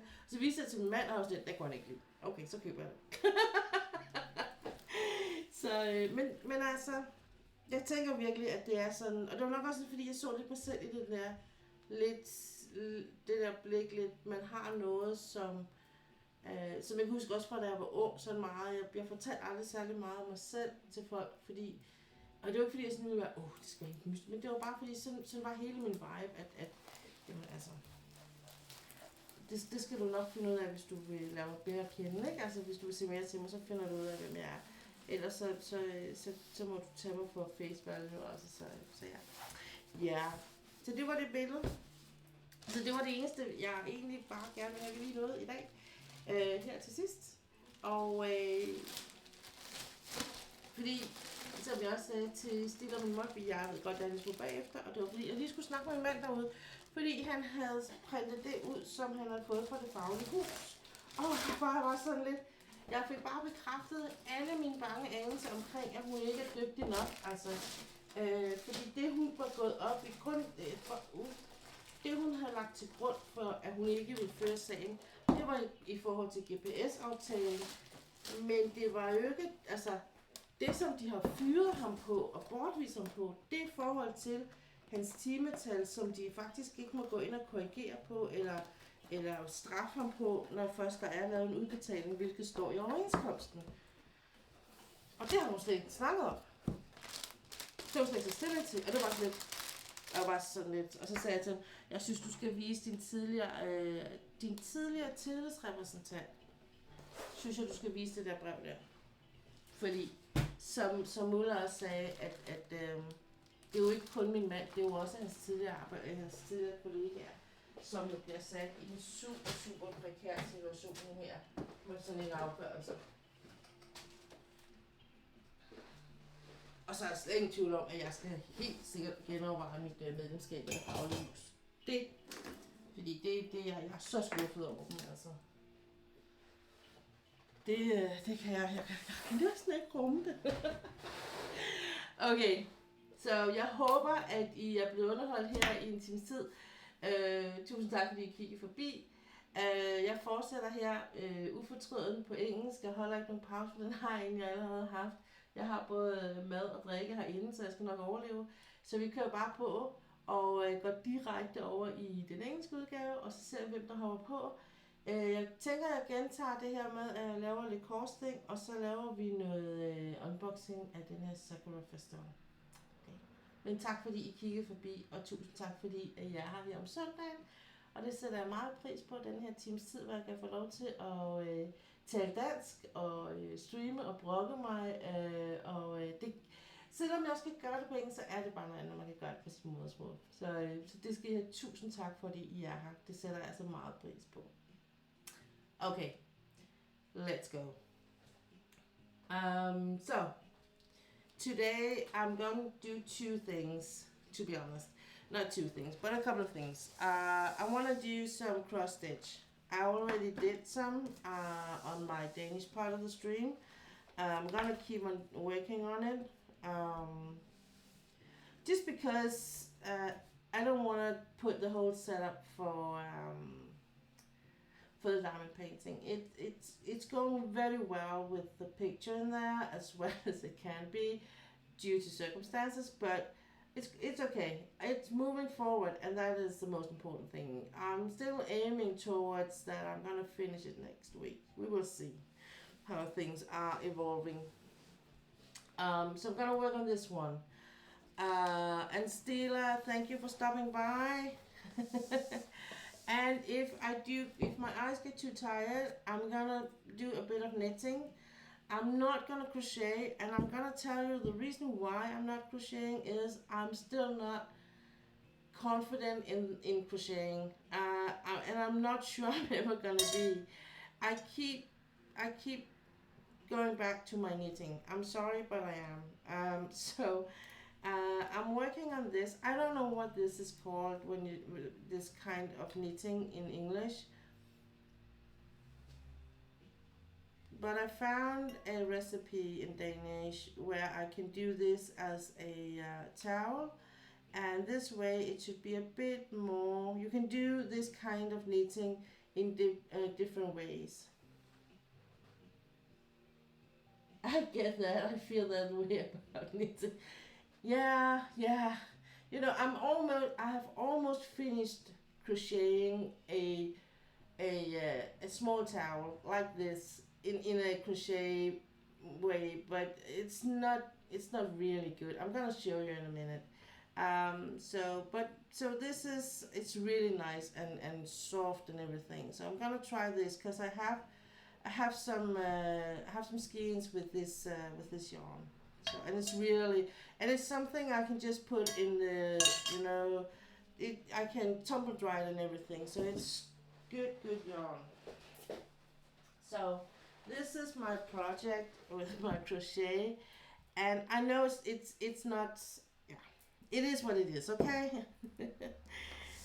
Don't judge me too hard on this one. So this is how it looks, and I'm still, you know, I'm still not, I know it's not gonna be something you won't know. It's gonna be looking like this. It's gonna hang like this as a towel. So no one's gonna completely see that it's a bit crooked in the ends here, or on the sides. But I don't know what I do. I do know what I do, but it's just so hard for me to do it like a natural way of see whether I should do one or the other in the end. And the minute I think I got it, I don't got it. I can see suddenly I had lost a stitch or something. I was like, okay, crap. So yeah. So I think I'm just gonna, because it's so close, I'm only having this left. So I'm gonna do this. And I think, to be honest, that because I have a couple of skeins in this yarn, kind of yarn, just in different. It's just a towel for you. It looks very good. Oh, Steve, thank you. Yeah, it is. I mean, it's not, no one's gonna see, yeah, different people's gonna see it if they get to my bathroom, but it's not like, it's not a present for anyone, it's just for me. But this is the other one, towel I did earlier. I knitted, and I'm probably gonna do a similar one with the two other skeins I have in the same yarn, just in different colors. Um, just because, you know, and it's not that I really like the pattern here and the way it turns out. It's just that it's such a work for me. Yeah, it is some beautiful colors. It really is, Ulla. The other ones are like, I really like these multicolors yarn. So the other ones are these. So I'm gonna do these two too. Um, I really like the pattern on this one and the way it feels as a towel. This I already know because I did two of them, and I know that as soon as I wash these, now it's very soft and moving around. But as soon as I wash it, it will like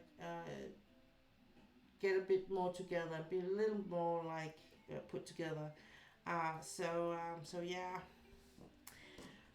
I don't know. I might do a similar set, just in the other color. Just I have this thing, about giving up is not really an option in my world. So as I say, I really don't like crocheting because I can't really figure it out. I'm not too much into giving up. So I might just do another one just to see if I could, if I did a second one, it might go better than the first one. Yeah. So you never know with me. Knitting is so beautiful. I wish I could get the hang of it, but no hook on the end. My mind couldn't get it, so I just grew my crochet. Yeah, and I think that's kind of, I maybe it depends on what you fall, which one you're falling into when you start out.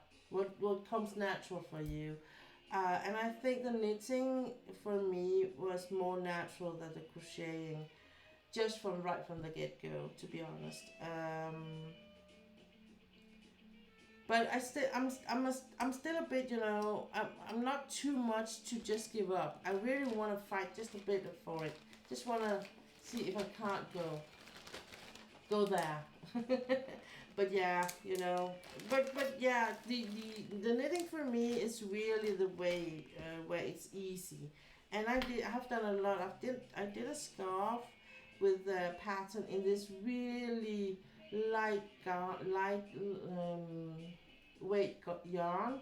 So the scarf is so comfy and light, so you use it in the summertime. If you just, if it's a bit windy and something, you can put it on around your neck, and it would be just feel like having nothing on. It's really really nice, and it's a pattern, and it's something you're gonna read like a whole thing description, and like it has like a what do you call that? Where it's like where you can see the symbol. Like for instance, when you have the pattern like this, you get that with knitting too. So yeah, and then it's just said, yeah, just repeat. So yeah, so that was actually. And I will say, with a lot of my knitting, I actually did research a lot on online. You know what? I think I have, because I did give a lot of the scarves away of these light ones. But I think I have one. Hang on. Just gonna show you.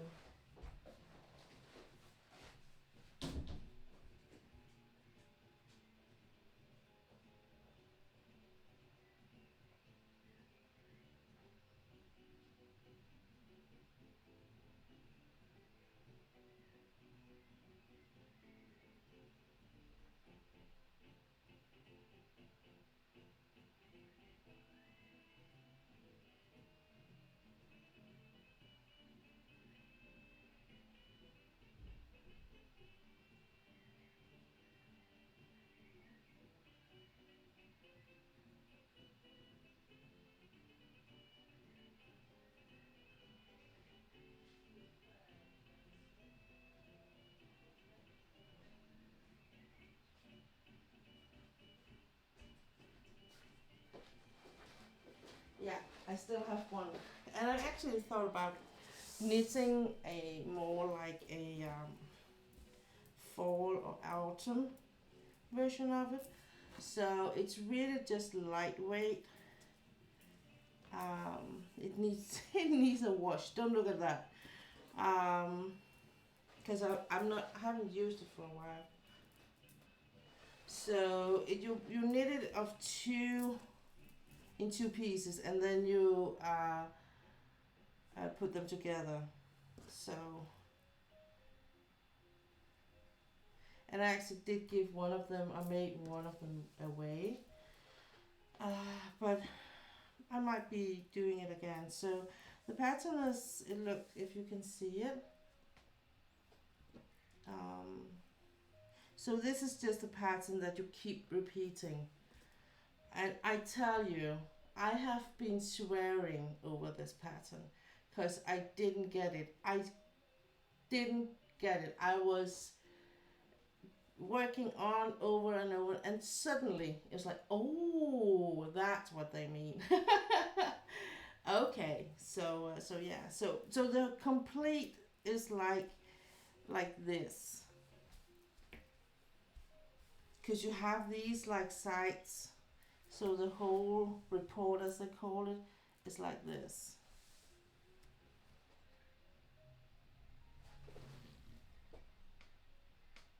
You've cursed out many patterns. Yeah. But I will say, when I did actually, thank you, Stila, when I did get it at the end, it was like, oh, that was not too bad, and it actually gave me the courage to go into more patterns. So yeah. But it's like you look at it and you read it, and it's like there's nothing in the in the whole explanation itself that tells how to do it. I will say this is one of the drops recipes, and today, which I haven't before, but today they actually do link videos, how-to videos to each recipe. And I will say it gives beginners as me and other people an enormous help that you can just click on the video and see, okay, this is how you do it. Right? Once it clicks, you like, okay, I get it now. Yeah, exactly. Like, okay.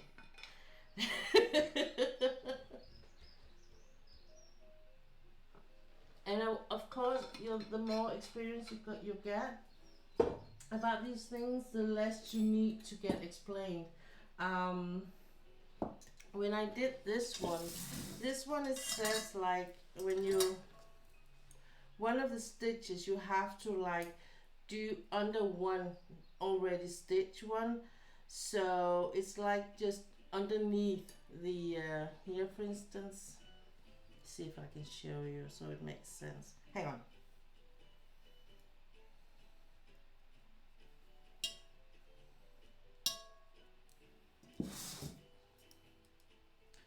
So first I do one of these, and then it says you need to reach in underneath this. Instead, usually you would just reach like this, but here it says reach underneath it and pull it off. So, and I just saw that video once. I was like, oh, that's an easy one. I can do that.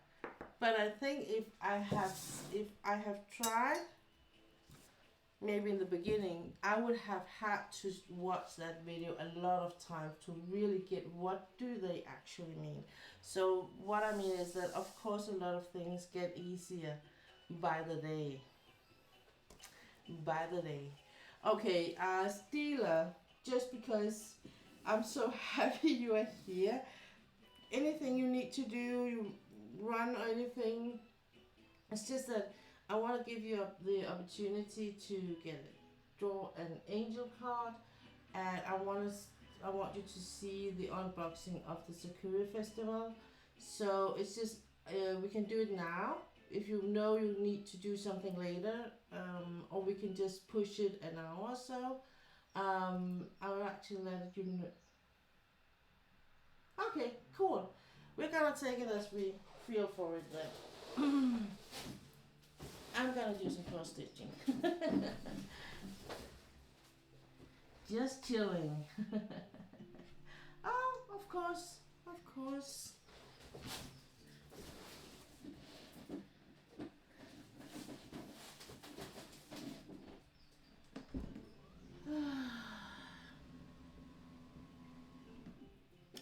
So, as you know, we are having all these challenges with my husband's former work, and that didn't go so well, and the whole thing about the fact that he actually didn't get paid enough this past month and all that. So he is gonna have a meeting with the bank Tuesday.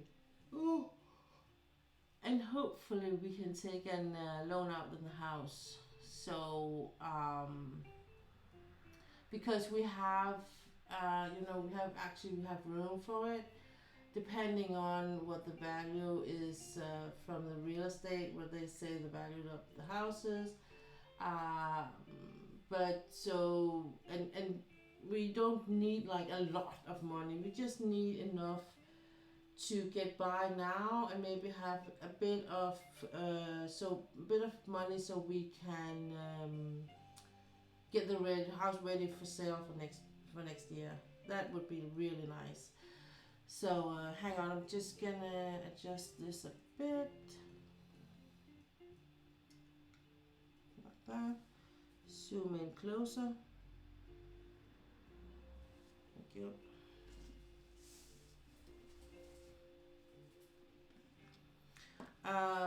So, and I did practice a little bit before, because this is a new way to do the cross stitch.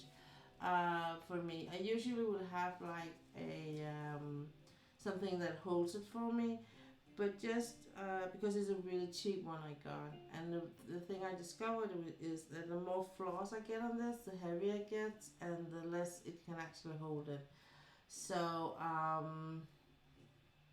one thing for sure is that as soon as I can, that is going to be one of the first thing I'm going to buy, is a new mount for my cross stitch, because it is a bit, both annoying, and I have to sit with a little hoop because the large hoops are too heavy for me, and I tend to cramp a bit in my hands when I do it. So it's just so much easier when I have something to mount it on. Then, and I was watching others do the cross stitch, and I was like, okay, so do they mount it or do they hold it in their hands? But they were holding in their hands. I'm like, oh, if they can hold it in their hands, so can I. But to be honest, I do find it a lot easier and much more comfortable for me to cross stitch, have it in on a mount.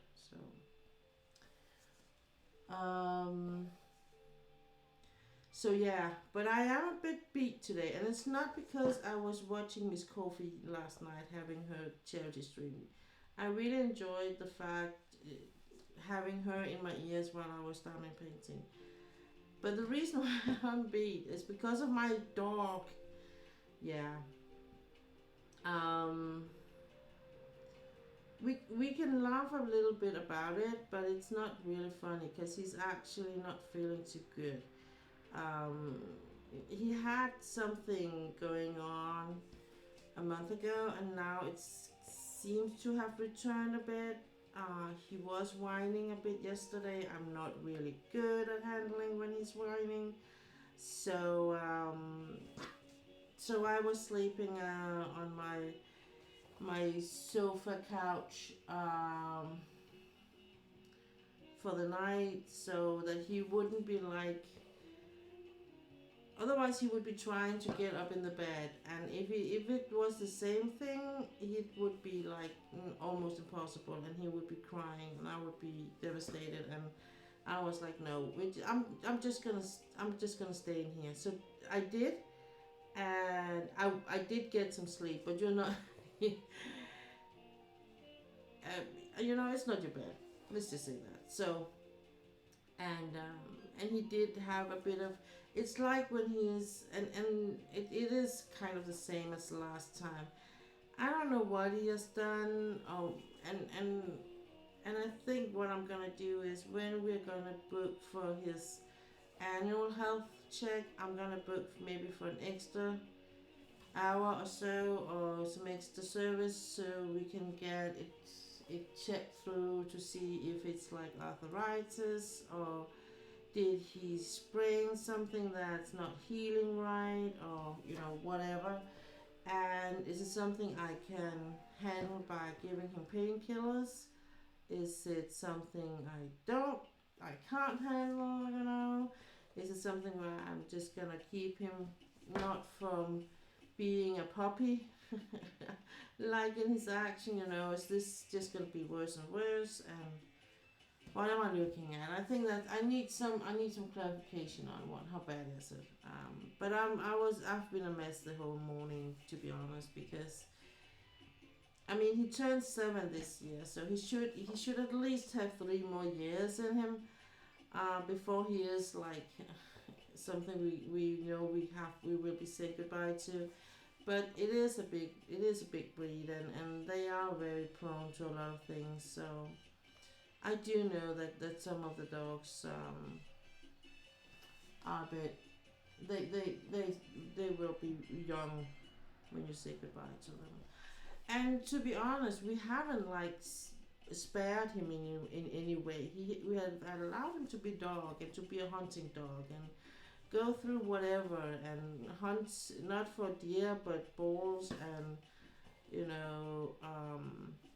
all other hunting stuff. Okay, see you. So it's I think I will prefer that way than being like, oh no, he's not allowed to do anything because I'm afraid he's gonna hurt himself. At the end of the day, that's not what I want for my dog anyway. So, but yeah. So I'm a little bit. I'm as I said to my husband, I'm a little bit emotional today about it. I'm not coping too well. I'm not coping too well. It's one of the few things that I can actually bring me off balance so fast. Uh, Death in any other way, I would be like more hands-on, pragmatic about. That is part of life. But my dogs, I have no sense. I have no like common sense when it comes to them. It's like my dogs will never die. Yeah. So I know, and that is a thought I have. No matter what happens, and even in the worst case, if that is, I'm just gonna get a new one.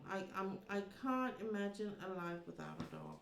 I'm just gonna be very honest about that. Of course, there can be like a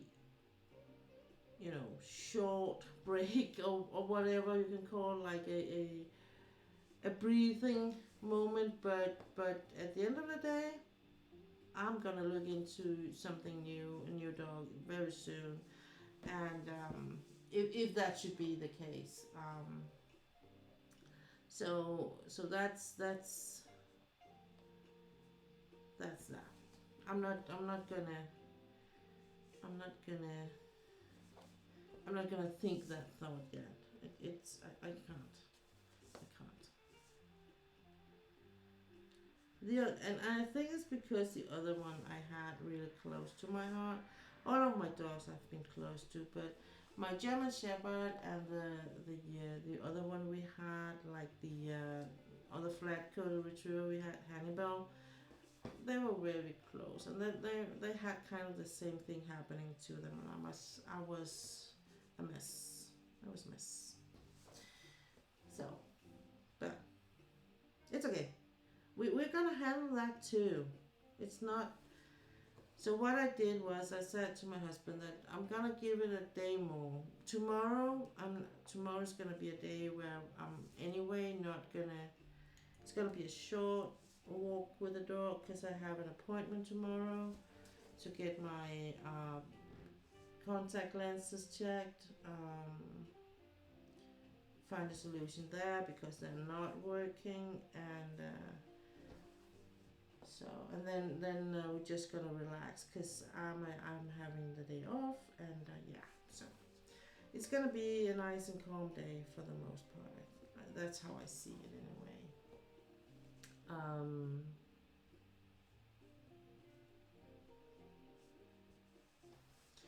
And then if tomorrow he's still whining and not supporting completely, or being very stiff about it, we will go to the vet. Then we can't wait for the health check. The reason why I want to wait is because I don't have the money for the yearly check now, so I wanted to wait until I had the money for the yearly check. But if it's at an acute doctor's vet appointment, my insurance will take it. So it's two different things, and the approach is two different things. Because if we go Tuesday, if I call the vet Tuesday morning, it's gonna be on a acute or emergency appointment. So that's something else, and that we're paying for the consult, and then we won't be paying for anything else. So it's gonna be around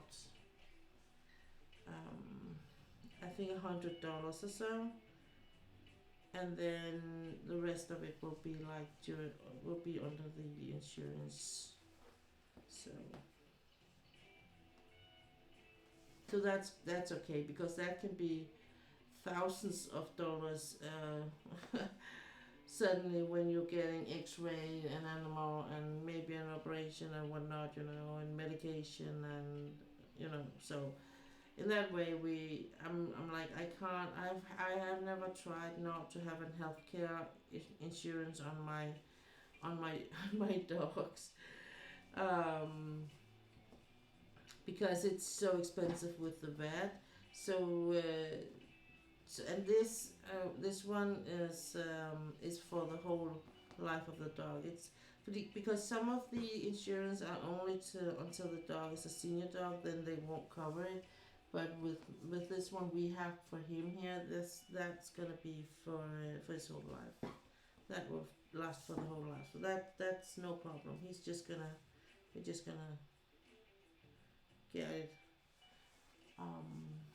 And if it's so much that I can't, pay for it and then get it refunded, then they will pay for it, and then, so it's just a matter of giving the insurance company a call, tell them what's going on. So we will see. Hopefully the threat of going to the vet itself will keep him calm, the dog. It helped last time I said it, that then we would have to go to the vet tomorrow, and the dog was quite okay the next day. And it's not like my dog is afraid or don't like go to the vet. He loves coming there, because the vet is equal to treat. But yeah. Hey Gina, welcome in. Thanks for stopping by. Good morning to you. How are you today on this beautiful Sunday in Denmark, where I am? I'm having sunshine and birds are chirping, and it's just spring all over the place. We've got a lot of water last week, or the past weeks, so past days. So that the sun is shining today and it's not raining is absolutely amazing. And you can almost feel the trees and the bushes be like, yay! Whoa, we're gonna show some leaves. Now we got water. Let's get some heat in here. And we were talking about it yesterday when I was out with the horses, and my horse instructor my riding instructor was saying, like, yeah, and in a month we are complaining that it's too dry. Yep. That's for sure. we're never really satisfied about the weather here in Denmark. I don't know if that's the same in other countries, but here in Denmark we're not really satisfied with the weather. It's always something we can complain about. At least about the weather.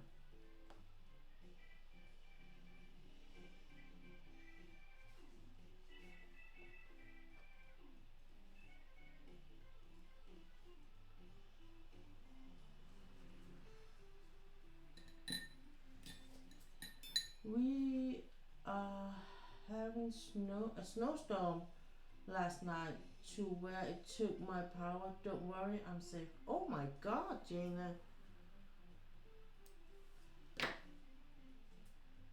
Oh, that's just. And I'm sitting here with sun on my porch and everything. Yeah, two different worlds, right?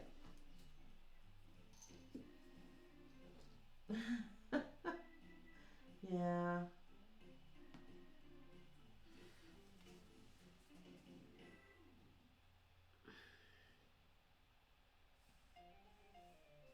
Was it during Miss Kofi's stream that happened?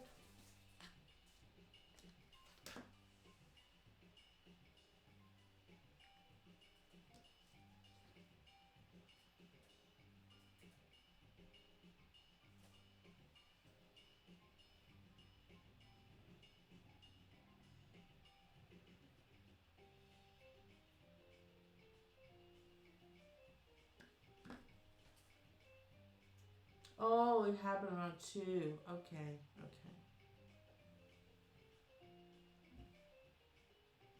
I would say, almost say thank God because, at that point you're not in the middle of cooking dinner or, you know, watching telly or playing pie or whatnot. You should be sleeping. You should be sleeping. I think it's when you lose power. In my opinion, the worst thing is when it's during daytime, especially if you're home, because it's like I feel so lost when it happens, and you can't do anything. Everything you can do is just sit and wait for it to come back. Honestly, maybe find some candles to have some light if it's dark. But you can't cook anything. You can't put kettle on to have a cup of coffee or tea or anything. It's just like sitting in the dark waiting for something to happen.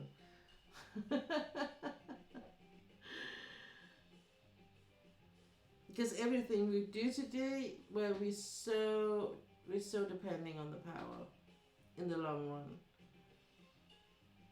Of course, you were diamond painting. So what did you do? Find some candles to help you see?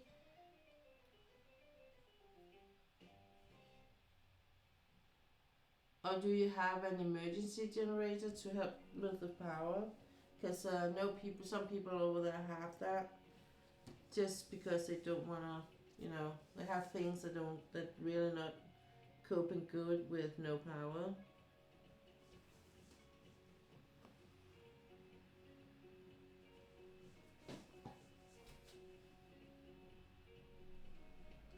It went out for a few minutes. Okay, okay.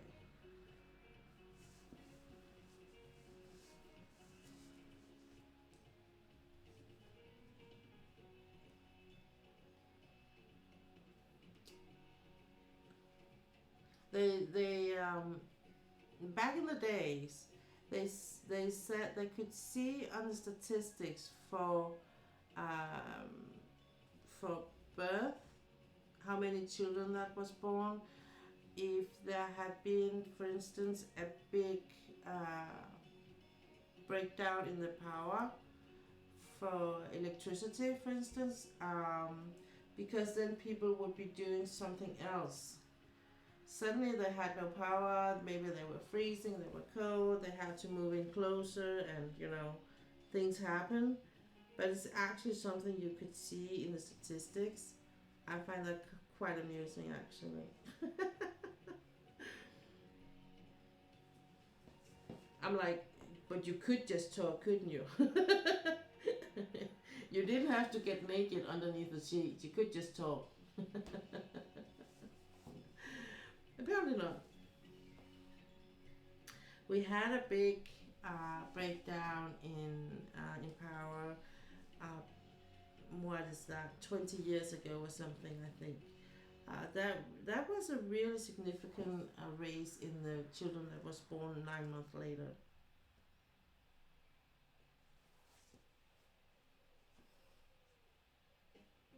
It's like a whole survival instinct, I think.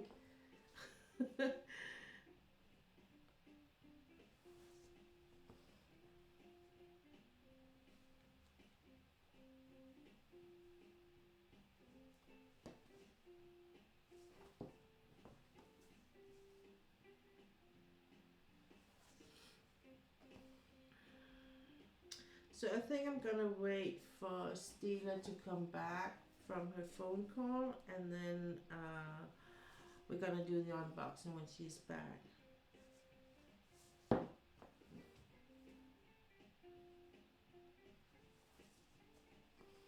I'm like, to be honest, I feel like I don't have enough hours and I don't have enough hands.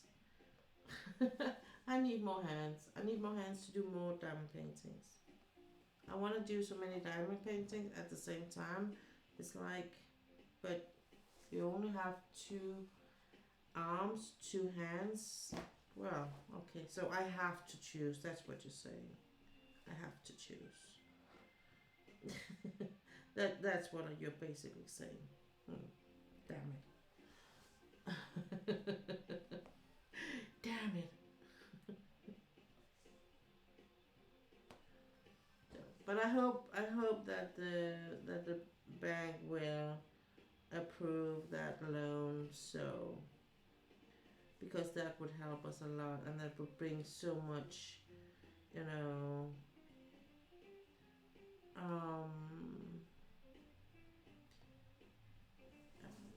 less worrying in our lives at the moment. So we could better maybe better handle the fact that we got that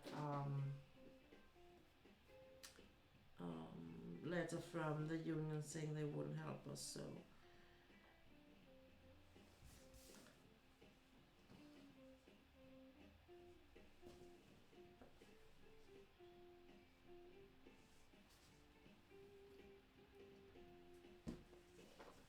I feel like I keep dragging the cross stitch closer and closer, and I keep pushing my camera closer and closer. Well,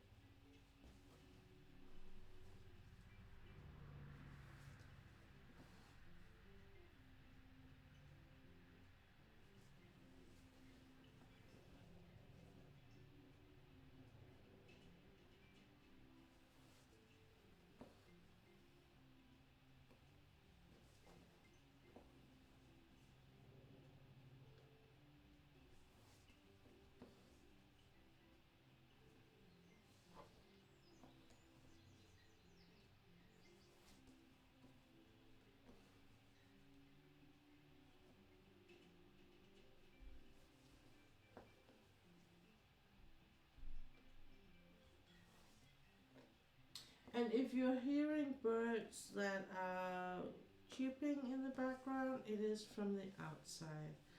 I have some blackbirds and some doves that are roaming around on my porch for food. So that's what. And the more the sun is shining, the louder the birds are. This morning it was like a whole shouting match out in our garden.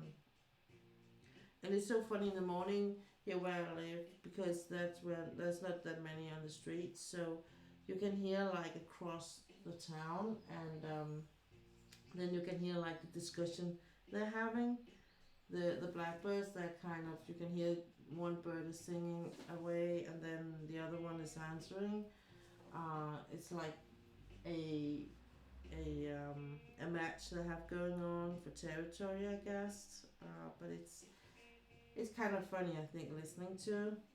You can hear one bird is saying something and then the other one is answering. That is quite nice. I like that. I like that a lot to live in the countryside. There's a lot of things I don't like about it, but I think today I got more and more used to it. I can At one point I really felt isolated out here, just because I was so used to that I could. Where I lived before, I was very close to train station and bus station and shopping things and all that.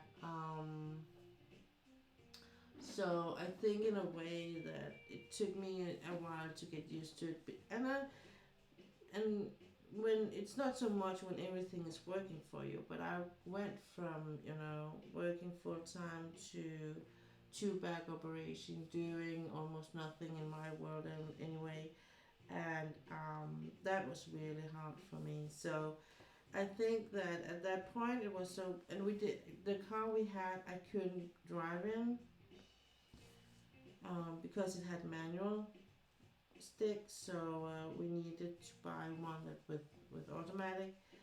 Um, that was really hard times when I think of it, and I did feel a lot. I felt really isolated because I couldn't go anywhere.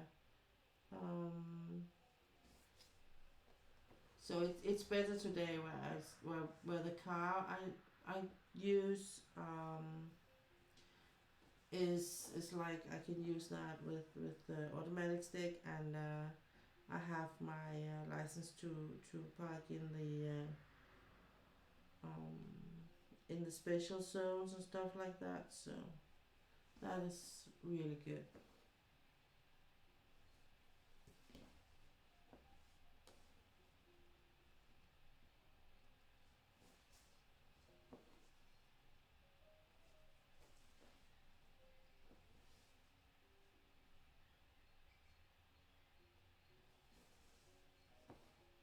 I don't think if you've asked me 10 years ago, 20 years ago, if you asked me then if I ever would be a person that would, prefer staying home than go out and meet people, I would be like, no. I probably would always be like more social. But I think that the fact me having all these back issues and all that, it kind of went from extrovert to introvert. I need my privacy to recharge my batteries, and it's never been like that. Before all that, it was like the more I was out, the better I was off. It was only, um, you know, in extreme month, if sometimes I could have like 2 or 3 months where I was almost not home, and then I would have like 1 or 2 weekends where I would be like sitting home and just do whatever, be me, and that would be more enough, and then I would be going out again, and not out in town and and dance all night, but it was more like I was uh, active in the dog uh, with the dogs, and with exercising and all that. Um, And I think that's kind of hard. I am I am considering maybe to join some groups for diabetes people. Um, just so you have like that kind of knowledge network.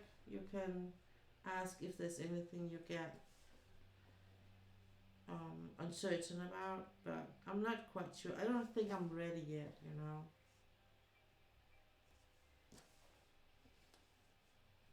And I think in a way it's because I don't know. It's not like I haven't accepted the diagnosis. It's more like I'm not, and in a way I may not have. It's like I still something I need to figure out in my head. I think.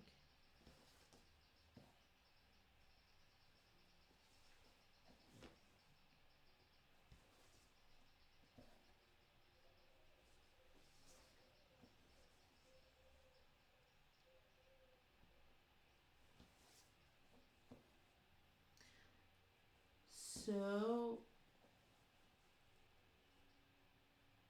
let's see. What does the clock say? Oh, we have enough time. It's just a time tend to run faster for me whenever I sit and yap. It's like it's like, oh, that was that hour.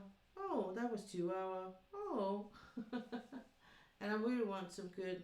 I want it to be like do the unboxing. I don't want to rush through it, and but I can tell you why I want to do these unboxing, especially the last one. Just in general, it was because I have my older stepson stop by Friday, and he usually just kind of, oh, it's just a bit on and off, but he will most times ask what I'm working on and be interested in, and I will show him, and then that would be enough. And but Friday he followed me in my room and was like, oh, so how many have you actually finished of these pictures? And oh, and then he saw my stash, and he was moving around and like, oh, what's in here? What's in here? And I'm like, I do actually have a binder with the most of them. There's only a couple of them I don't have, and of course the one he actually not he actually liked, but the one he really was, oh, this is a gorgeous one, or this I really like, was my one of my favorites. I'm not sure he's gonna get it, but he might get one of the others to start with anyway. Um, but Sakura Festival was one he kind of, oh, that's a beautiful one. I'm not quite sure how much about the Asian, vibe he still has. At one point, he was very fascinated about the whole samurai and all that, and Japan.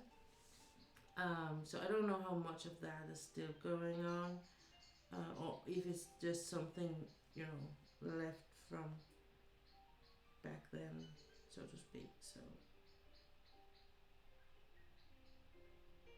So I thought I wanted to do two unboxing today because I think I have two more pictures that I need unboxing. No, three more actually. And then I would be like, everything will be in my binder. And I said to him, well, then you can just look in the binder and see if there's anything there you like, instead of being, you know, moving all the boxes around. And that he would like to. So I said, you can do that. So I kind of need to unbox these. So that's why we're gonna unbox Sakura Festival today. And I really, in a way, want to work on it, but so many other pictures I really want to work on. So I'm kind of, not really sure how to. Oh,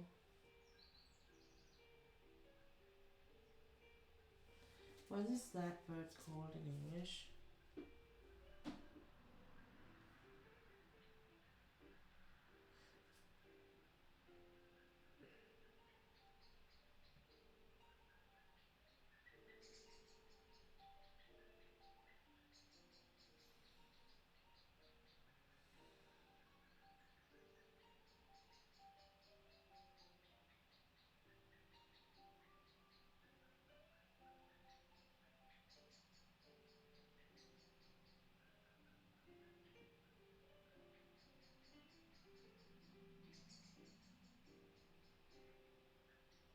Here. Doot and doot.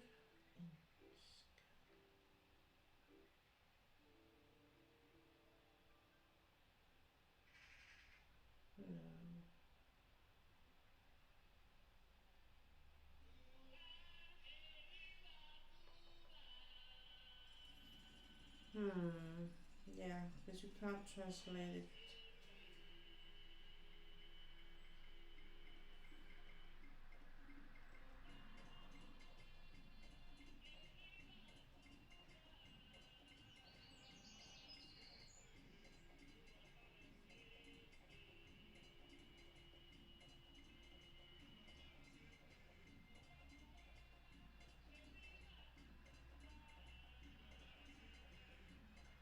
I want to find an English word for it, and I can't actually. So I'm just gonna show you the bird.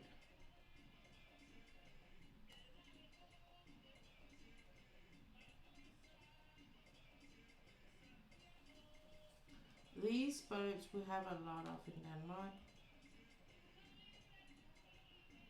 and they're very, very beautiful, but they're not very popular. And the other birds in the garden does not like them because they eat their eggs. They are like a bird that kind of eats everything. It's like a nature's, you know, cleaner.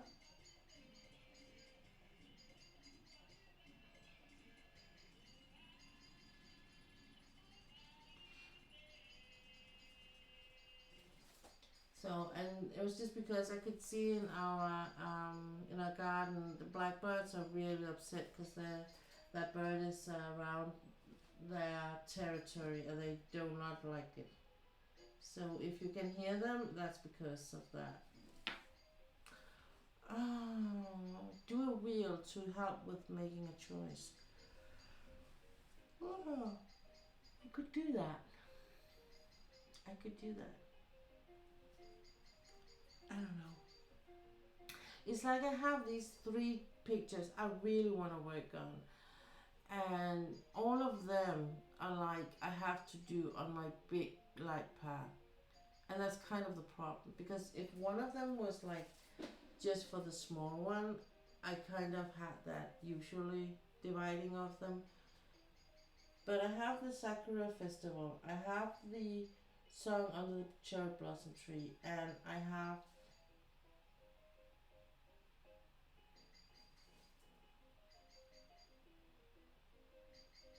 What was the last one? Jesus, not. Oh, yeah, the siblings in there. So the sibling, because I haven't started the siblings, I just kitted it up. But I think we'll start on the siblings, just because it's all kitted up, and I really want to work on it. And it's not that big. Um,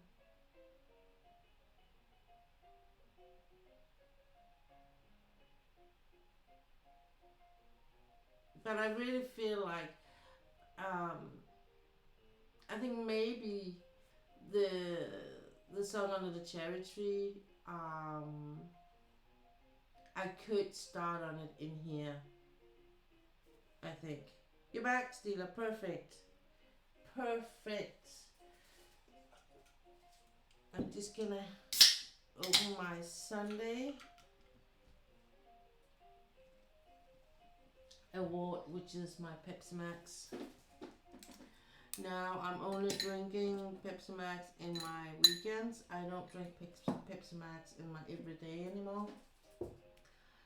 So it's not, and I think that is one of the most important things for me at the moment is not to make too many changes, but do some, you know, just not let go or let it be. Just do one or two changes, and one of them is actually just not to drink um, soda things or like Pepsi Max in my weekdays, but only do it in the weekends, and I'm only drinking one or two. So, and I'm not eating chips anymore, like in every day, only doing that and a small bowl in a weekend. So I'm not like not doing it. I'm still doing it, but I'm doing it in much more, you know, restricted manner, and maybe also in more like where I appreciate the things more. Zoom out further than I did before. So in that sense, I think maybe it's a better viable, you can say.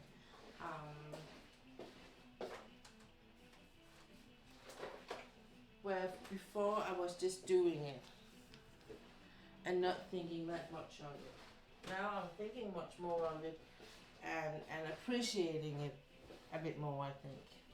So I'm gonna push this a bit back because it is a big canvas I'm gonna show. That I do know. That we do know.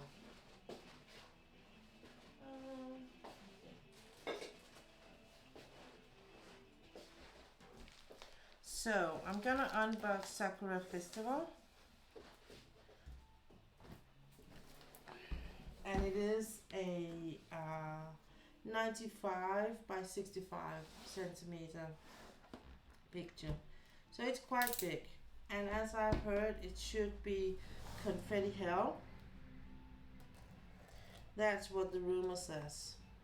But maybe that's okay, because I think if I just take it, you know, I'm gonna make it, when I started, it's just gonna be one of those, and I'm gonna do like in between pictures, I think. And that's why I'm not sure I'm gonna start it now. That's kind of the thing. I really wanted to do this, like do this with, for instance, Mulan. Do this on the big one and do Mulan on the small one when I stream. So I might be doing this. This I could start, for instance, in the after Summer of the Masters, when I finish that event, because then there will be a couple of months between that and the whole Dresden shows. So let's see, gonna have a picture here. Yeah.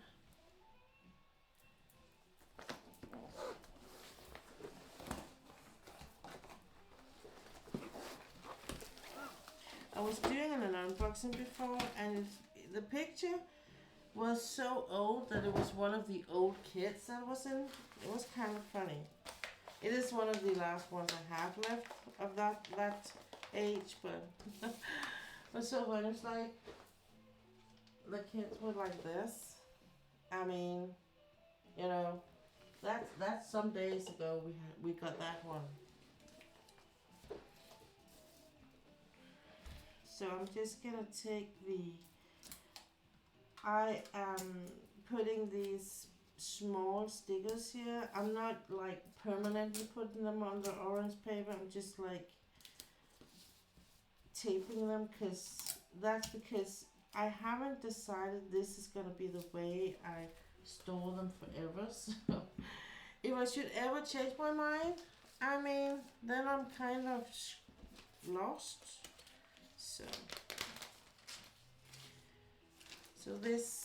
I have this in a Ziploc bag. This is where my drills will go in, and we're gonna see whatever this shows.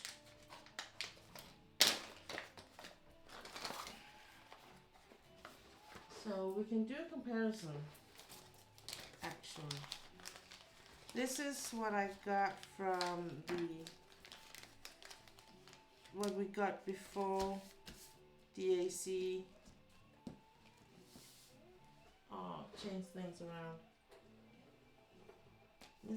This might be a good comparison. Okay? I don't even know if this, no, it doesn't say anything here. And this is how it looks now.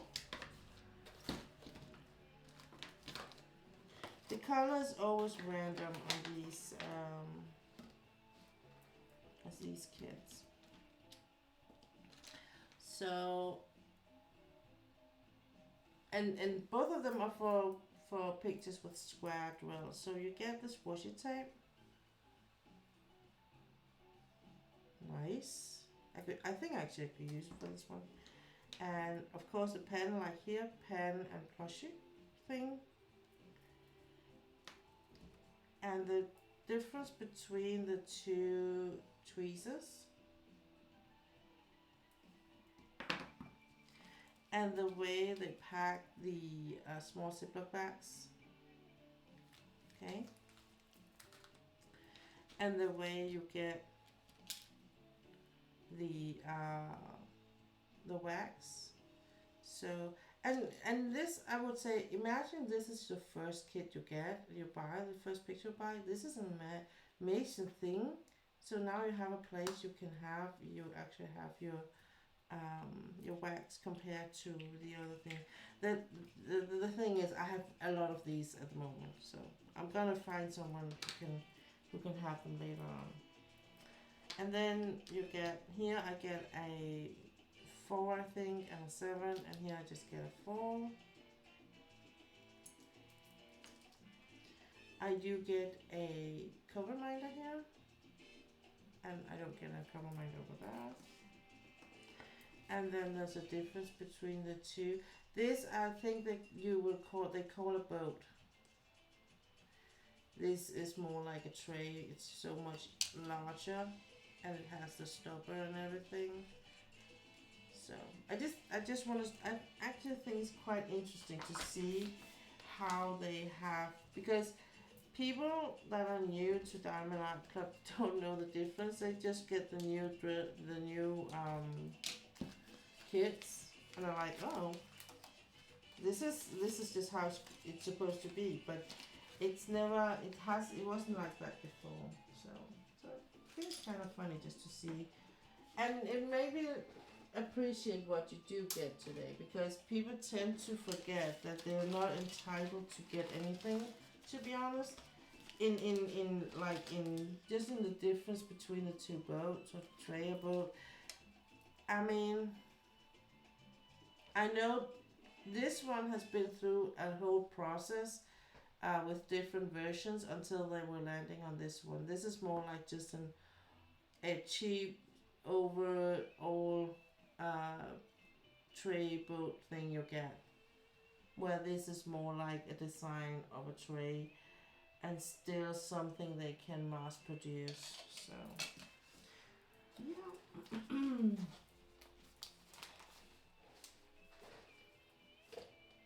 And I have small bags and containers for all these things, because I'm not getting as much as I used to. Luckily, thank God. But I do still get some. I still get some. Okay. Oh, this is heavy one. This is a heavy one. Let's see what I have.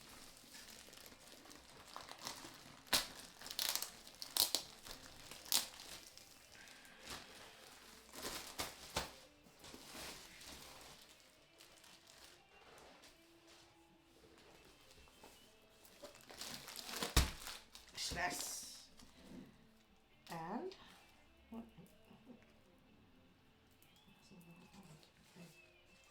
So there's 45 colors,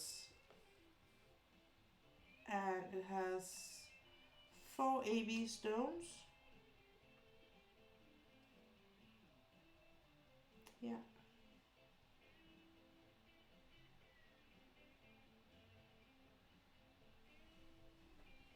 And if you want to see it a bit closer, the picture itself, come on. I think it's a beautiful one, and I think that's kind of why he was like pointing and be like, I like that one. I'm just gonna take a picture of this.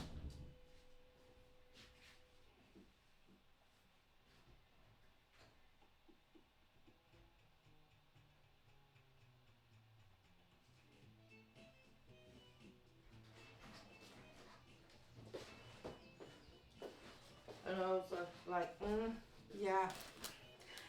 And to be honest, it's not it's not that he's not, I don't want him to have any of it. Of course I want to, but It's just that this was actually one of those that I like the snow dragon. Something very special for me, and I might give it to him, but it's gonna be where he gets his own. I will give him Seasons Change. I'm probably gonna do that with no hesitation. But this one, if I'm giving that away, it's gonna be at a point where he have his own home. Oh, I like this. I like it. He's not getting this at all. This is beautiful. He's not gonna get that one. Maybe he is. I don't know. I really like it.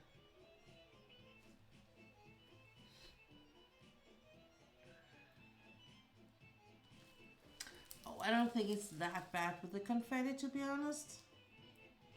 I actually don't think it's that bad. Of course, the whole thing up here, but there's a lot of things that are not confetti. So, it's not that bad. It's not that bad. But it is a 65.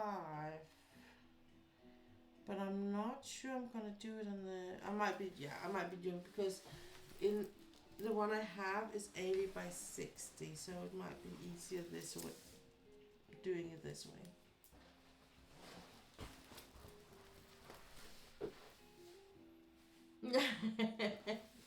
Yeah, me too.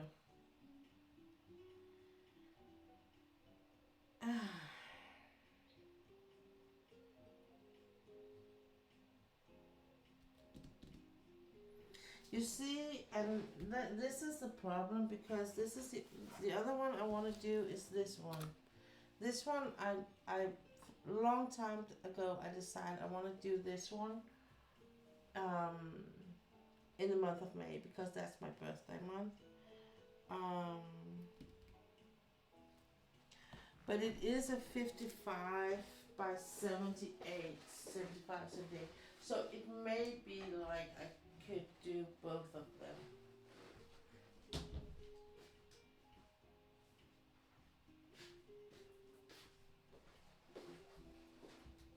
I actually like, to be honest, I actually like the canvas here more than I like the picture itself when I look at it. So maybe I should remember the name.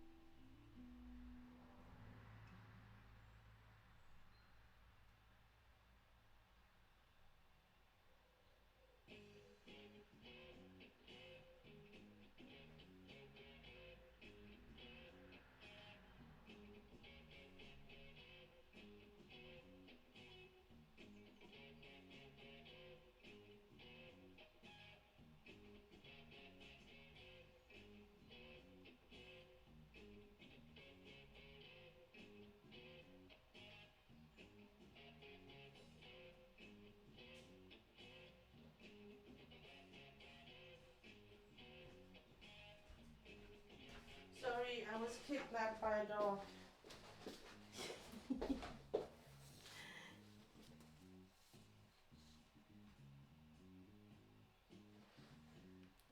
You just realized that.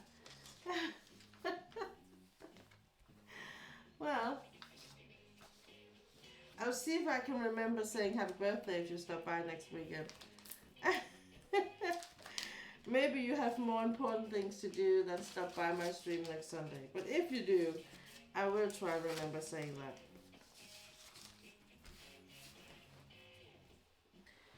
So this is how I do it, and then I put it in my binder.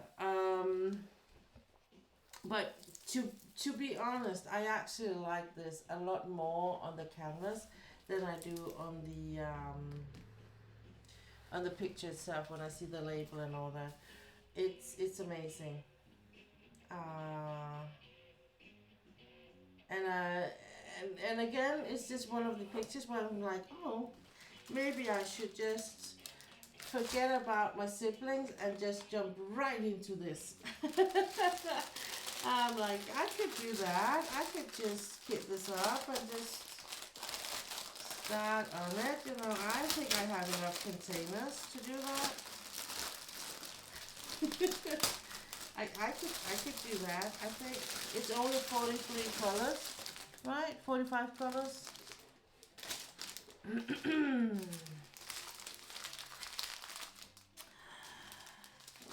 Me like a lot. Oh, I could almost cry. It's all my favorite colors. Ooh. Look at these AB drills. Blue and baby pink, light pink. And then there's the orange.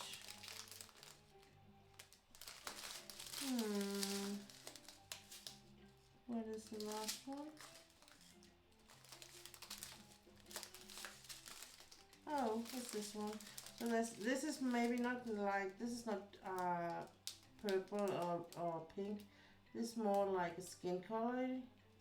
Is this, there's this beside it? Oh, these are amazing. But the colors itself are amazing. I like these colors. Wow. And there's only one bag of 310. That's probably for the cat, more or less. But let's see. Oh, what? Oh, that's 939 are the ones that I like for the dark areas or black lines. And then 55550, the really lovely purple, dark purple color. This is like purple for me. This is how purple looks for me. My favorite color. So these are some amazing colors, I think. And then this one, this must be for the cherry trees, I think. All these and these.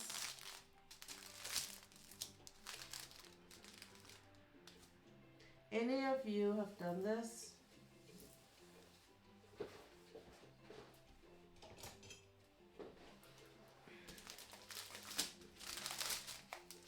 I think it's sort of finished. It looks amazing when it's done. Amazing.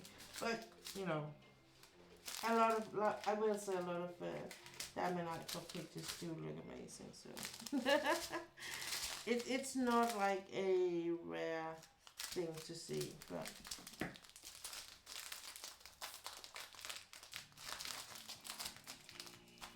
no, I haven't it done, but I love it. Yeah.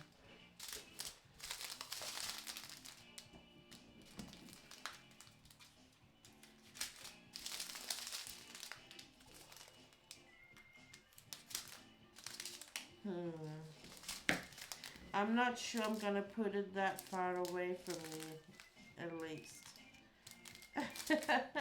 Maybe I should just keep it nearby.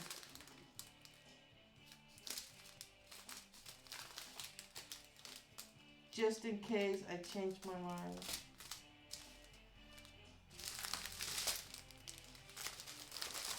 I love these range of colors here. But that's also the thing, you know, with the, when I compare, oops, sorry, when I compare Diamond Art, their drills, the color of the drills are more to me when I look at them compared to other companies. These colors look so much more opaque and like clear in the color. I mean, it's not like it's a um how do I say that? Sometimes I feel like blue is not blue, you know, or red is not red. It's more like an orangey or here I feel like the color is true to the color. And I feel like, well, if it's, for instance, when I look at a color like this is green. Come on, give.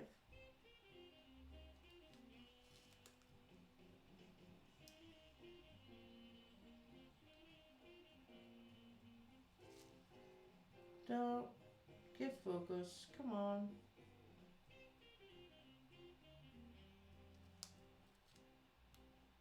There we go. So the green color to me is much more green than it is in others. And it's not just as sparkly, it is green. I don't know how to explain it, but it's like they're more opaque. It's like they're more the color. Like it's all the way. I know it's all the way on the other ones too, but it's just different, I think. For some of the shops where they buy where their pictures are produced.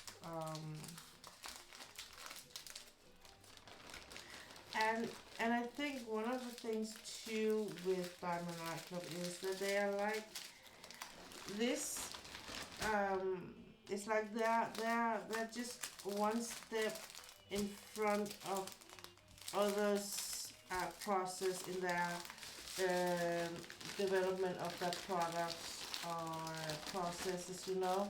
So it's not like, for instance, with Orloa, it's not like they have bad drills. They have really good drills, but compared to this, they're not as good as this. But they are, but Orloa's drills are like Diamond Art Club's drills were in the beginning. When I started doing pictures or buying pictures from Diamond Art Club, that is how Orloas are today, and so they will come around. I think Orloa. I have faith in them. I can see with the picture I work on at the moment with the Korean girl, the quality is not what I'm used to, but it is still a good quality drill, so they're not bad. It's just got more trash in them than I'm used to. It might be also that this is just a, you know, like a bad batch. I got my fingers in, but so I put them in this Ziploc bags and I put this in. So now I know these drills belong to this picture. So, and then I will roll this back. And I will do a serious consideration in when I'm gonna do this. Oh my. I mean, I don't have enough hours in the day or in the day in the week to all the things I want to do.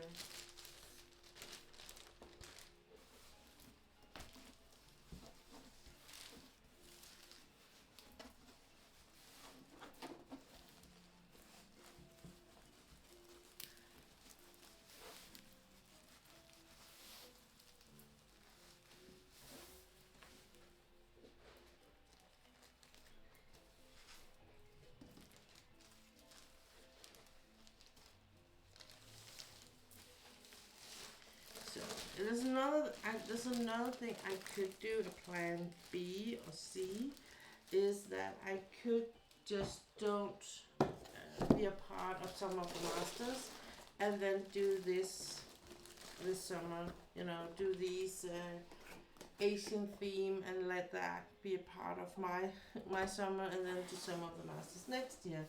I mean, there's no one says it has to be this year. I was just because I wasn't a part of it last year, and I really wanted to. And I have that at Frans Muga picture I want to be participating with, but it's okay. I could do differently. What should do differently? Let's see, Sakura. Should I?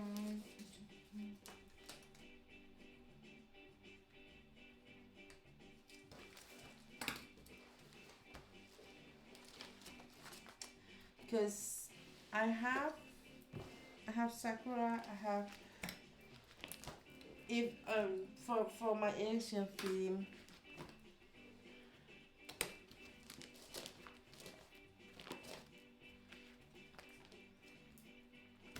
This could actually be a part of it too.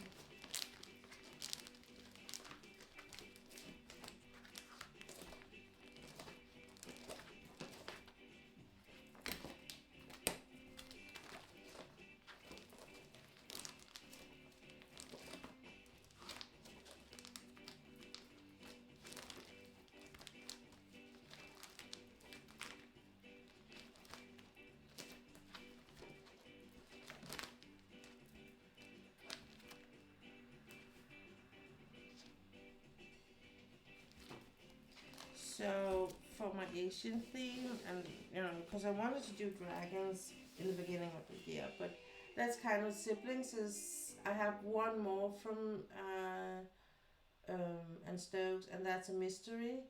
And I'm gonna do that for 2025. Like in that transition from 2024 to 2025. Right, I feel like my crochet is crying at me. I haven't been able to do it as much. Aww. You are having withdrawals, Stila. That's what you're having.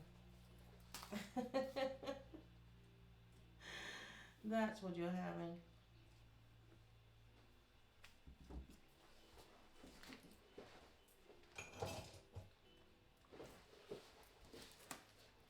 So I have this. And this is a 56 by 71. This is actually an, so to speak, old one. It's from 2022. I think that in a way I wanted it to be like in the center, and then have the rest of the pictures around it, like this one. Mémoire de ancêtre.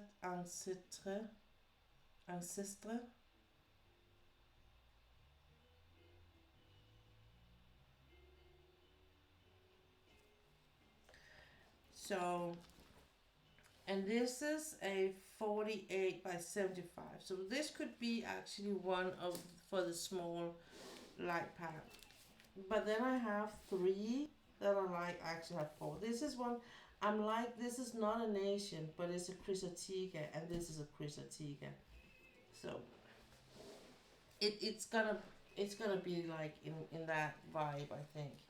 Um, but so I might as well, you know, I'm gonna do this for May, and then I could put this, you know, do these two, this on the big one, this on the small one, and then this be like a part of this too.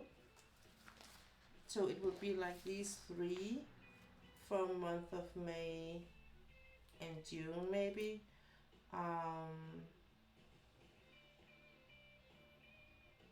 I don't know when some of the masters actually are, but I would guess it would be in June, July, something like that, because or maybe July, August or something, just to give enough time for the next events for people to prepare for it. So I know it from last time. Yes, last year, Katie from Diamonds and Washi, she was a bit, it got a bit stressed about one event just right next to the next. Like she was working on things next to next, so.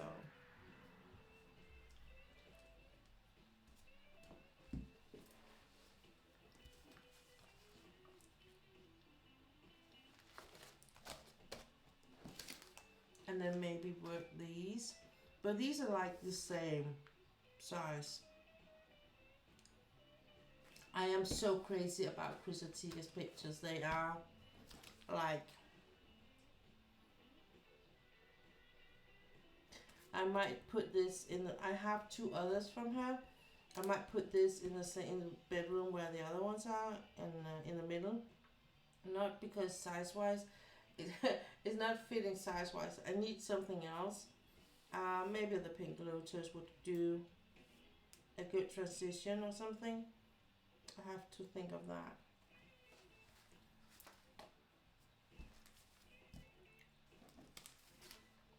So yeah, so I think these are gonna be the spring pictures, and so I'm thinking in a way I'm gonna do the siblings now, and I have still the Korean girl hanging around. The small Korean girl. She's almost done, and I'm like, I started on the second last row yesterday, and on the large part, and I hope I can do a lot of it today and maybe finish that tomorrow and start on the small part tomorrow. So realistic, I hope that that's gonna be at the end when we are when we are reuniting again next Sunday. That will be a done picture. But I mean, at that point, we are also close to mid-April.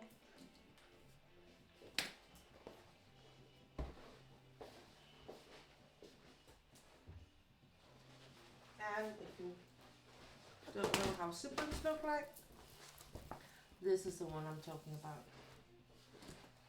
And that one is all prepared for. It's like I have put in, I have already put in containers and all that. Oh, sticker.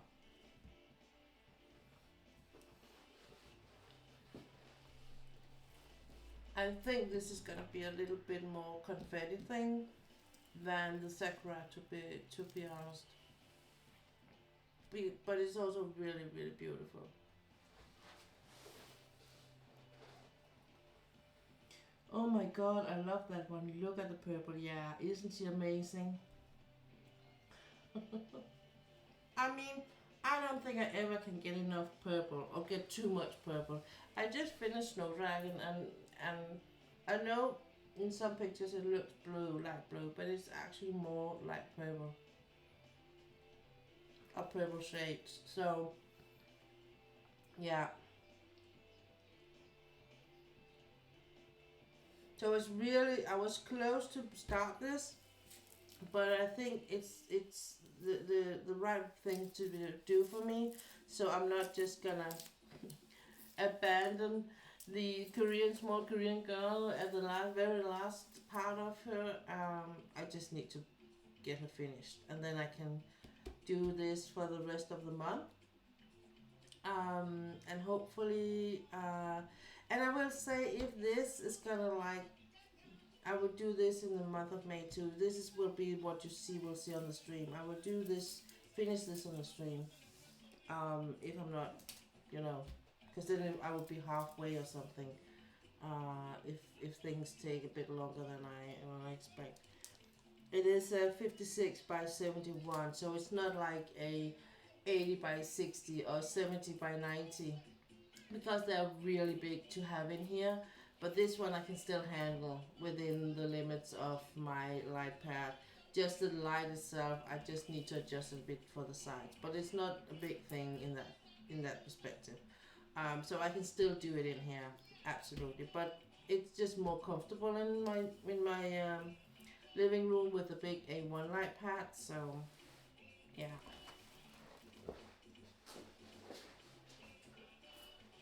So I think that was the words today. Because then it makes sense to maybe wrap that up, the siblings in here, and then work with that one from May, the songs under the cherry tree. So this one could actually be the next one I should kit up for. That could actually make sense when I'm all done with the other one. No, I'm just gonna just hang in there. I'm just gonna find.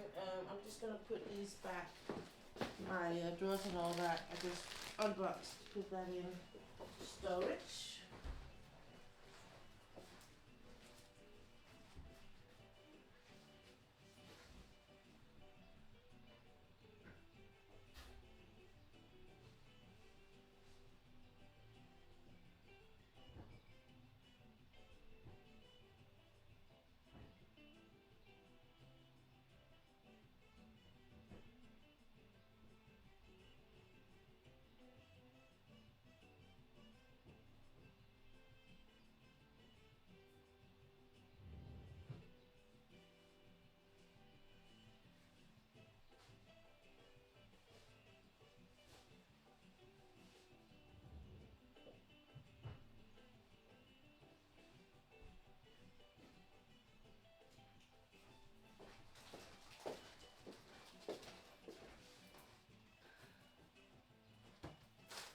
So I think that's good.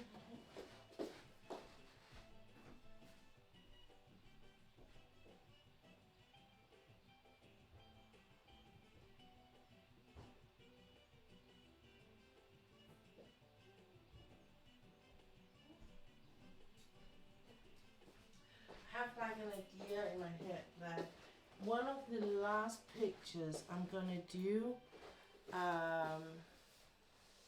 when I'm like, because I buy so few pictures at the moment. So at one point I will be, tipping the scale. So I will have more done than I will have undone or not done. When that happens, I want to do like, I think I'm gonna work on the last J-Wall I have left, which is Spirit Flight.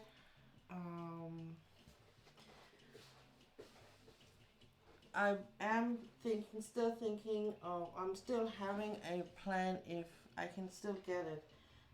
I was putting my hand, I was almost putting my hands on a J-Wall, but so much happened in the new year, and I haven't been reaching out for the girl that had it, but I will be at one point, and if she still has it and it's still for sale, I'm gonna buy it. It's Magical Meeting. But Spirit Flight I have, and my plan is to work on that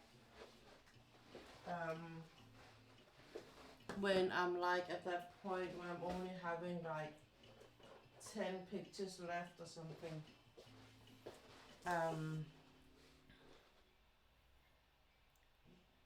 And it's not like I don't ever want to do a diamond paint again. I am for sure gonna keep doing diamond painting, but there's some other kind of crafting I want to look into, but I can't really justify, in my opinion, I can't justify using a lot of money on new craft if I still have like 40 or 50 pictures, unfinished pictures in my stash. That's just how I'm. So I want to do more cross stitch. Tis a morning star. Hello. Good morning. Welcome in. Thanks for stopping by. You just missed my unboxing of my Sakura festival. Unfortunately, you have to watch that on a replay on the VOD.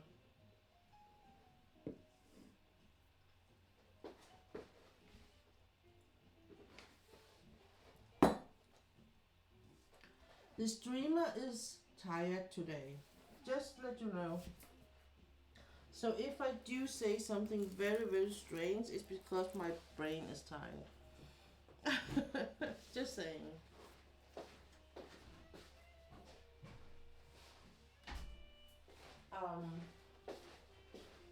I had a really rough night because my four-legged baby was not doing well yesterday, so and that can throw his mom off her game right on the spot.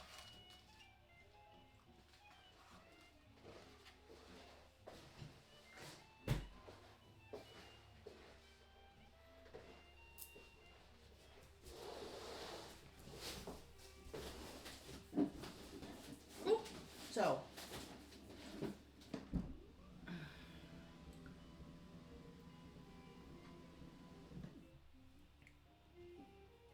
but other than that, I'm doing great. I'm not sick. I am not hurt. I didn't fall off the horse yesterday. Everything is good. So trying to take all the positive things in my life and say, well, that is okay at least. You know, I think that's kind of the approach. So I thought we were gonna do some, or I'm gonna do some. Yeah, that's good at least. I'm gonna do some cross stitch. But hey, Stina, you should say something before I pull everything out, because I promised you something, didn't I? I promised something. I think I promised something.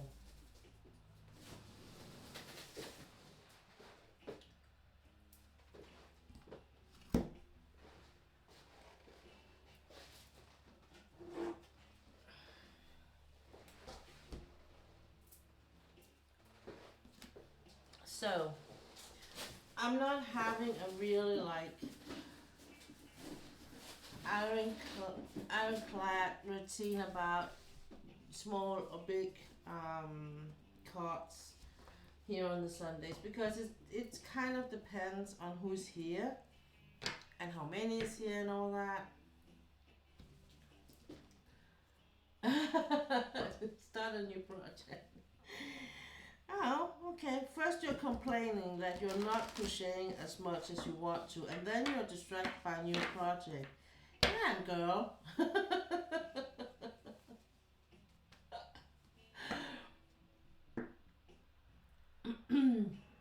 But so you can choose either the small one, the big ones, or the small ones. If you're new to my channel and you don't know what I'm talking about, these are like oracle cards or angel cards, and how you do it is you pick a small or a big, and then you pick a number between 1 and 30, and then I will count the card up to that number you've chosen, and you will get the card. I will show you. If it's one of these, they will have like these are colored by J. Wall or illustrated by J. Wall, and then it has just a number and a word, and I have a book that tells what that means. If it's these one, they just have a line, and they are in Danish, so that might be why you don't get what it says, but then I will translate it for you. Okay, so ladies, what do you want for today?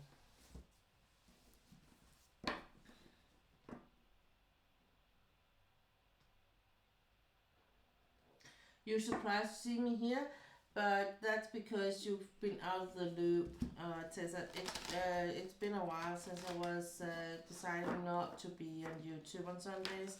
I am like I'm like doing it a 1 hour from 3 to 4 in Danish, Twitch, and then from 4 to 7. That's okay, Ulla. I do in English, so that's kind of the why.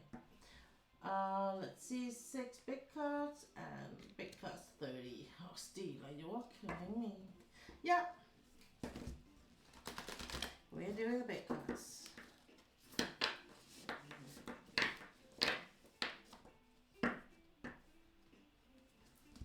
You can just, if you want to, I can draw one of the small ones for you. If that could be okay.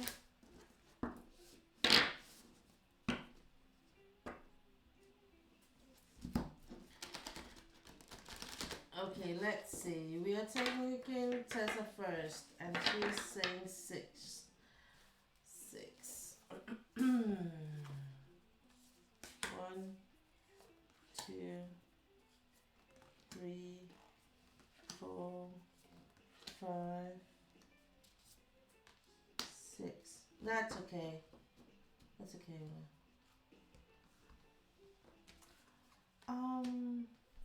Just wanted to let you know. Just wanted to let you know. We all know about brain not being right for that. Okay, merriment. Oh, that looks fun, that one. Let's see what it says. I've never had that one. Let's see. Joy, happiness, and laughter are a natural part of human behavior. When you share laugh with someone, it creates connection and acceptance. Laughing can celebrate the good or help you move through difficulties. It is a positive way to release tension and toxins from your body. Laughing engages muscles and connects the body and the mind. In addition to elevating your mood, being merry can benefit you physically. Laughter has a contagious effect on those around you. When you laugh more, the people you are with also begin to laugh. Not only does laughter shift everyone's mood for the better, it alleviates stress, and adds enjoyment to gatherings. Your laughter will lift the energy of others, who will see you as a positive, joyful individual.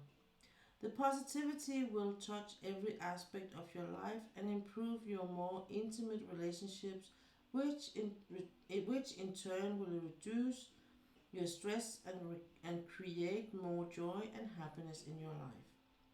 You may find that laughter reduces physical pain.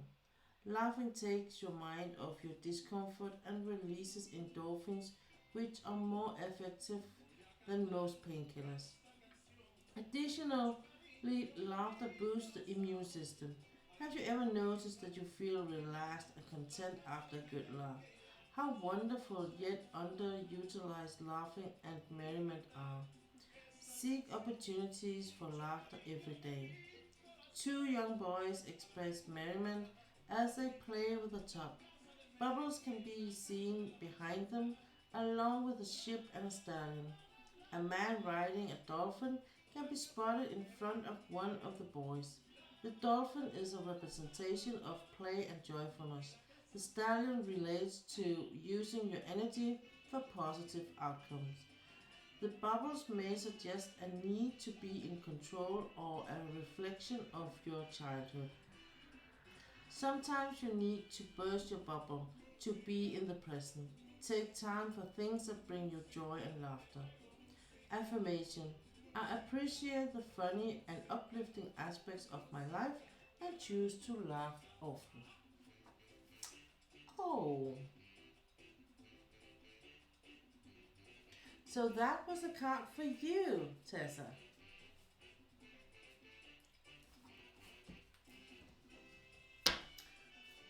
A really nice and positive card, I will say.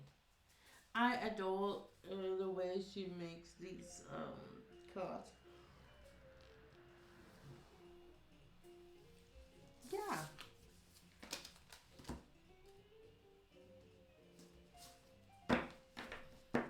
I mean, to me, it's just like I just need to get that as a reminder that is that everything does not have to be so seriously. I think I was born like a serious child.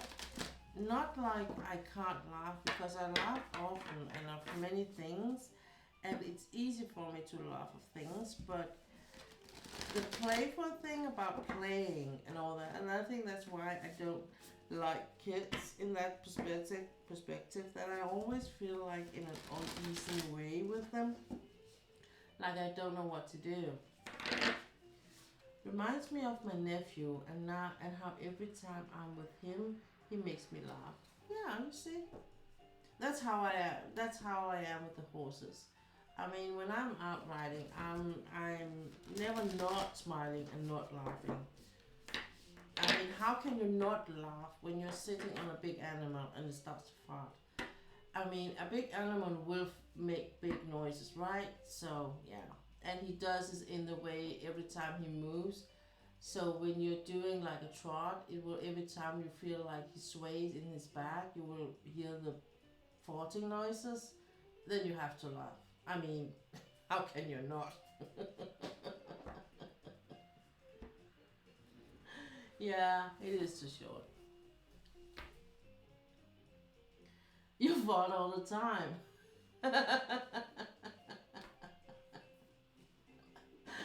Okay, Stila, let's go for your big 30s. One, two, three, four, five, six, seven, eight, nine, 10, 11, 12, 13, 14, 15, 16, 17, 18, 19, 20, 21, 22, 23, 24, 25, 6, 8, 29, 30. Tools.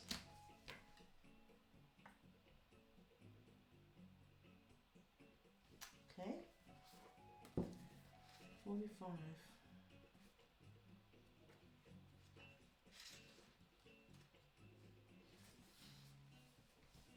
Everyone has spiritual potential that can be nurtured. Spiritual practices can raise your energy and help you connect to the divine power within you and those around you. There are many ways to clear your energy and elevate your conscious mind. Practicing gratitude is a tool for spiritual growth. You can also use grounding, energy clearing, incense, crystals, breath work, meditation, mantras, crystal, grids, divination, and unconditional love, to name a few. Spiritual tools will help you improve your auric field and raise your vibration, bringing about an immediate release and a lighter feeling. Chakra work can identify energy blocks you so you can clear and bring your chakras into balance. Clearing your energy will restore your spiritual, emotional, and spiritual balance. There are tools for finding peace when life gets hectic. There are they are innate skills meant to offer the support you need. Using them regularly will help you pursue your goals, tune into your intuition, and keep you motivated and inspired. A daily practice can build your capacity for calm, considered responses to life's deviations. Developing your spiritual tools doesn't have to be time consuming. Keeping a journal can grow your self awareness. Starting each day by drawing a card from an oracle deck can encourage reflection. Listing things you are grateful for builds positivity. Working with crystals or creating an altar can connect you to healing energies. There are many ways you can develop your tools and benefit from applying them in your everyday routine. A fairy stands on the tip of a clear quartz crystal cluster. She is surrounded by a black sky filled with stars. She reached out as if to touch the stars. Clear quartz is associated with clearing energy and bringing clarity. Fairies represent nature and your ability to manifest what you need. The black sky pertains to power, control, and the ability to absorb negativity. Black can also refer to the need to protect yourself from negativity and harm. The stars are a reminder that wisdom, blessings, and hope are always present and can shine through the darkness. Affirmation: I spend time on my spiritual practice and use my tool each day.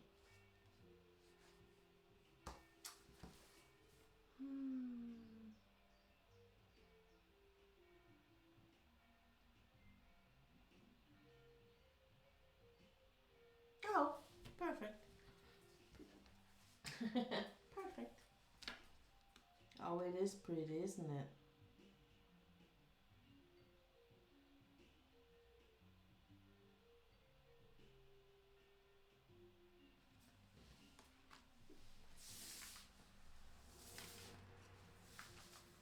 It actually reminded me of something, and that's kind of the funny thing.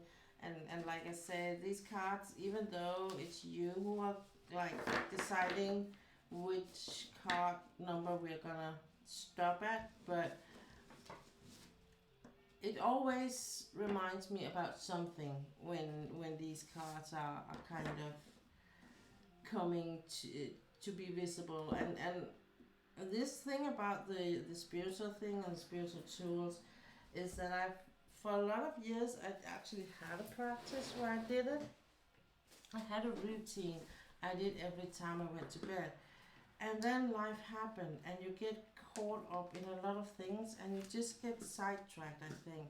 And as I think it was it Thursday? Maybe Wednesday, I think it actually was Wednesday where I was like, I thought about maybe I should resume doing that practice. I kind of did. I did it like a like an evening thing when I got to bed. I did it as morning thing after or when I did my skincare routine. One of the things I did that I was taught at one point was to when I have my skincare routine. A lot of these skincare products have really good scents. And taking like if you have a day cream or a serum you really like the smell of, take it in your hands and rub it in your hands and just take it and put the hands instead of just immediately rub it in your face. Just take it up to your nose and smell it and close your eyes and smell it and really smell it, find out what it smells of, enjoy it, appreciate it.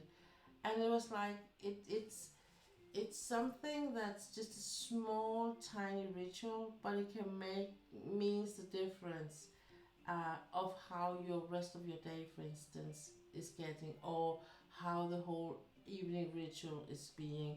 Just like stopping for a moment and taking a deep breath. It's not at the end of the day it's not so much the scent, it's more the whole ritual and the whole thing about in your everyday life and your busy life and all the things you need to all the responsibilities you have and all the things you need to do and some of them you don't want to and you have to do them anyway, but all of that you can let go of those 2 seconds or 5 seconds or 10 seconds or half a minute or however long this will take you. um, so I'm like I will do this in the morning just to make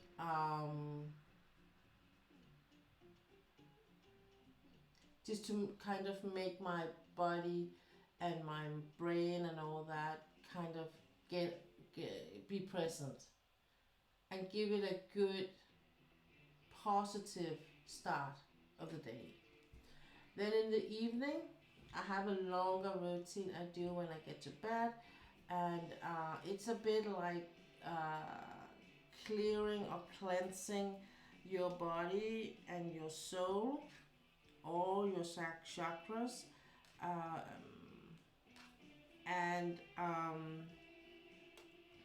I think the best picture I can use for it is that I imagine I'm like, first of all, I kind of settle down. So that means that I'm gonna find in my mind, I'm gonna find a place to be. So however where that is for you, for me it is like it's a green, like a green lagoon with waterfalls and trees and sand and that kind of things, and in that really pleasant, quiet vibe. It's not ominous or dangerous as the jungle would be. Like, this is more like a jungle area, but it's a good place to be. So, and then it would be like I would be standing. I would go onto the waterfall, and the waterfall would look like it, due to how the sun is shining on it. It will look like it has crystals in it, so it will shimmer like it's filled with crystals that will be raining all over me. It's the water, it's flowing, and it's more like it's flowing energy. And the more I will be standing under this shower of flowing energy, the more yellow it will be, the more golden it will be, the more vibrant it will be. And it's just gonna, wash the whole day away, like everything you get on you during the day. Then I have a small, and it's not that small, but it's just to, if ever you would take this as a routine, this could be a way to, if you want to cleanse your chakras, if you know what chakras are. If you don't, look it up, Google it. But then I would be like, you have your crown chakra at the top of your head. So I will take it, and I'm imagining like I have this flow of water or energy that hits my head and runs on the back of my head, down along my back, and will like end in a small bowl at the end of my lower back. So that's a continuous flow of energy that's like there's no end to it. It will keep running the whole time. So I will take energy flowing like it's water, but when you look in it, it will be like a golden bowl filled with golden water in a liquid. And I will take that bowl and I will go and put it and I would start filling this light in all of my chakras, one by one by one by one, until they're filled, all of them. And for every time I fill a chakra, I will close the door. So that means I've been opening the door. Then I will fill it with good positive energy, and then I will close the door and lock it. And then I will do that with all of the chakras. And when that's done, I will stand in the shower again and I will say thank you. And that's it. It sounds like a big routine or long routine, but for me, because I've been doing it so much and for so many years, it takes me 5 minutes, maybe 7-10 minutes, but that's the most of it. It depends on how much I feel like I have to thank for. So it's both a mental exercise for me, and it is a way for me to say thank you and to have a prayer. I'm not like I would say I don't believe in God. I'm not a Christian in that way. It's not like the God for me is not my savior. But I do believe that there are powers that are above me, I do believe that there's something that is higher than me, um, that there's kind of an all loving thing, energy that will help me if I ask for help. The thing is, I'm not good at asking for help. And I think that's one of the things I need to learn in this life is that I need to learn how to ask for help because I'm really not good at it. So that's what I do. And it is a way for me to cleanse my energy and my chakras and all that, and protect me at the same time because this light will protect me against dark forces or whatever. And it's also, as I say, a way for me to say thank you and have my evening prayer. No, someone is using um, the Christian way to say thank you in a prayer. Others are using the Buddhist way or the Islamic way, or I'm just having my own way doing it. That is maybe a bit more informal and maybe a bit more like we're doing as we go along thing, but it's still a prayer and it's still as forceful or as powerful as the other ones. So if you have your own way to say thank you, just know as long as it comes from your heart and it's felt, from your heart, it will be as powerful as any other prayer is. So, yeah. So now, moving on. That was all. That was what this card was giving me. Jesus Christ.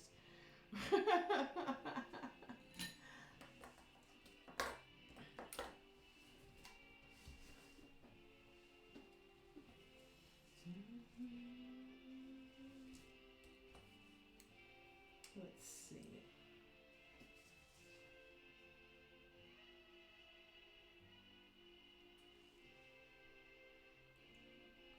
Maybe I should just fill these out here. There's a blue. Green. Yeah.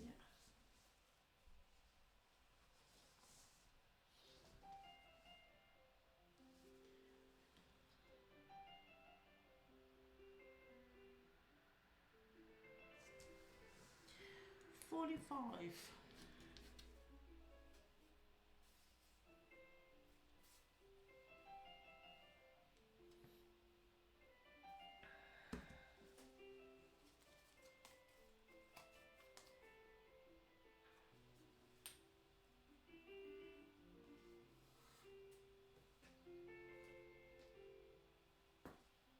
So they are getting less and less flaws on this. I don't know if maybe if some of you that has followed me for a while will remember how much flaws there was on these, but that was a lot. Just telling you. Just believe me, that was a lot. What the hell happened here? Thank you. My glasses just got untangled. But all of these holes here were filled with flaws, so there's really not much left of it.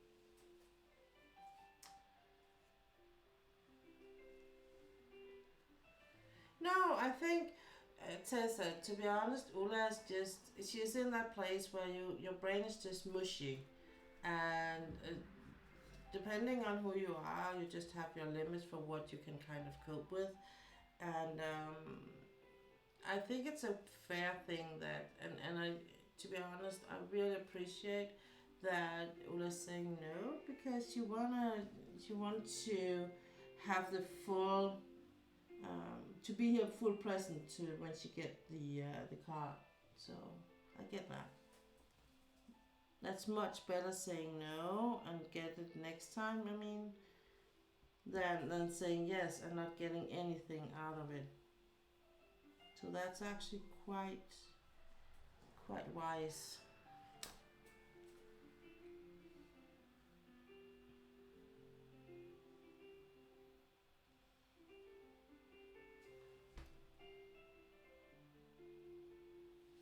Maybe I should just put the rest of the flaws on those. No, just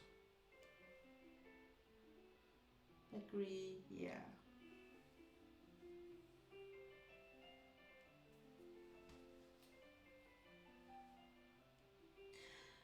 If I should say something about this stamp cross stitch, the only thing I think with the stamp cross stitch is sometimes it can be a bit hard to like decipher where the symbol belongs. For instance, this color here I'm gonna work with is a blue triangle, and um, the way it's printed on the cloth, I'm not sure which one of the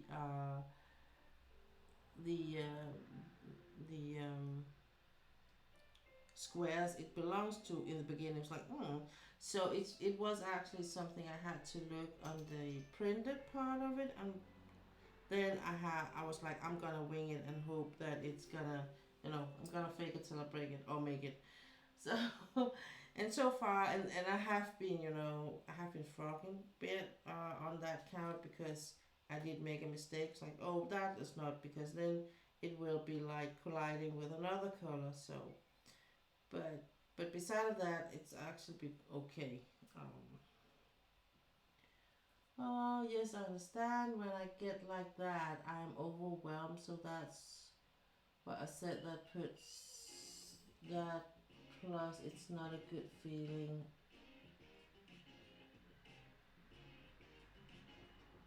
Uh, at least for me. Oh yeah, and I do agree. Yeah, yeah, yeah.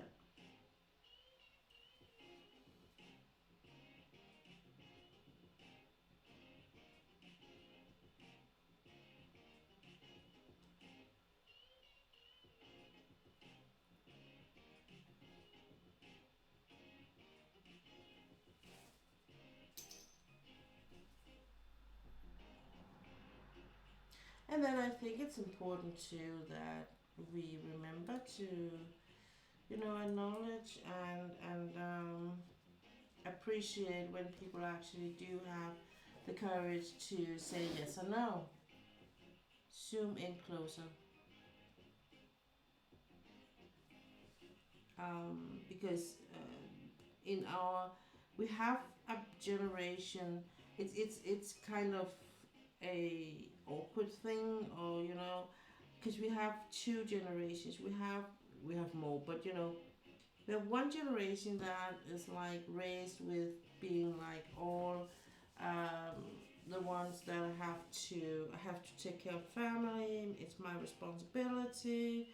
Um, I can't say no to anything because then people will think bad of me, or it's gonna be more like a sacrifice I will have to do because um, that was not the right way. I might not have the energy for it, but I will still do it like thing. And then we have like maybe the bit younger generation that would be more like, well, I don't want to because I don't, care for, or um, and this is like, a very very rude generalization, but it's still like, I think that for a lot of people it's very hard to say no, and it's very hard um, to say me first. In from some generations, and then we have the very young generation that's like, but they're so used to getting their way, and they're not thinking it could be a problem, but it actually can be a problem. I need to adjust this a bit.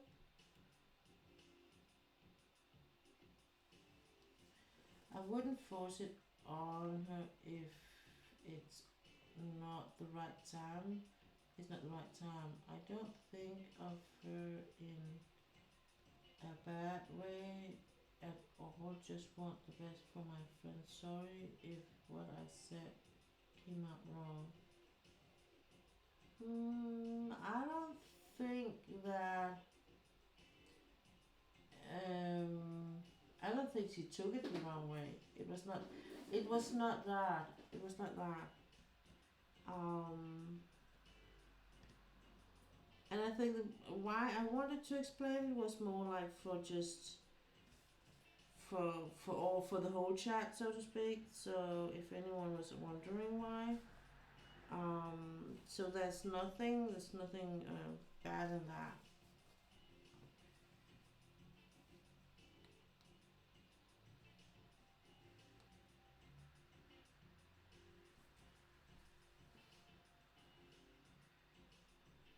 I think we're all good. We're all good. Don't worry about it.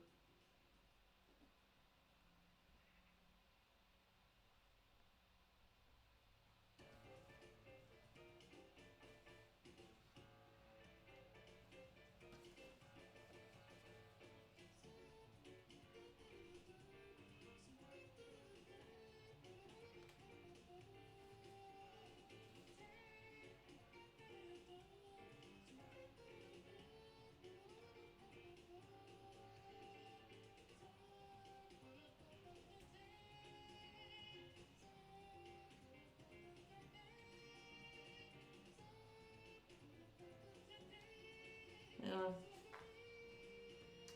I will translate. Just a minute. Just a minute. Okay. What Ulla says is she didn't take it personally. It's just her. It's just her diagnosis or her illness that makes it that sometimes it gets too much. Most of the time she's okay, and if you want to know more, you are more than welcome to ask.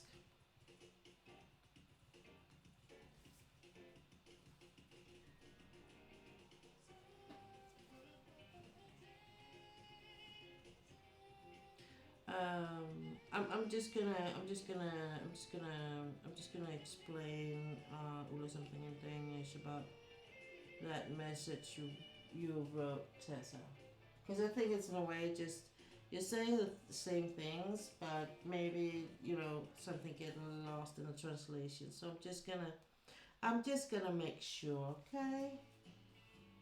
Så Ulla, du skal ikke, jeg tror ikke det er fordi, jeg tror så meget, det her det er et udtryk for Tessas egen usikkerhed i forhold til det, hun får skrevet og sagt og sådan noget. Så på den måde tror jeg ikke, der er sådan, ikke så meget i det. Og så bliver det bare sådan lidt, fordi jeg så, du ved, skal gå ind, jeg ikke skal, men fordi jeg går ind og begynder at forklare det og sådan noget, så bliver hun sådan lidt mere, så gør det hende i virkeligheden mere usikker. Og jeg prøver at forklare det, ikke kun for hendes og for din skyld, men for hele chattens skyld. Så.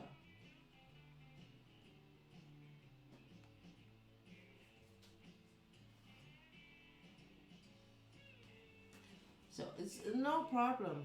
Everything is good, everything is fine. It's just because I started out with being like, but you can always, you can just have one of the small ones. So actually, it's kind of my fault.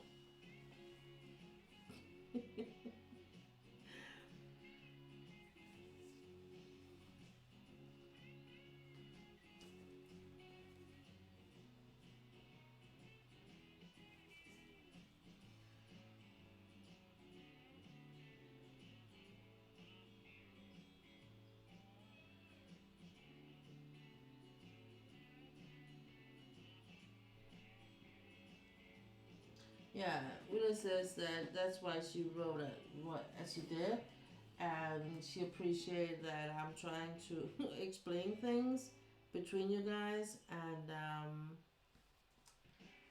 that you haven't done anything wrong, Tessa. Don't be second guessing yourself. You haven't done anything wrong.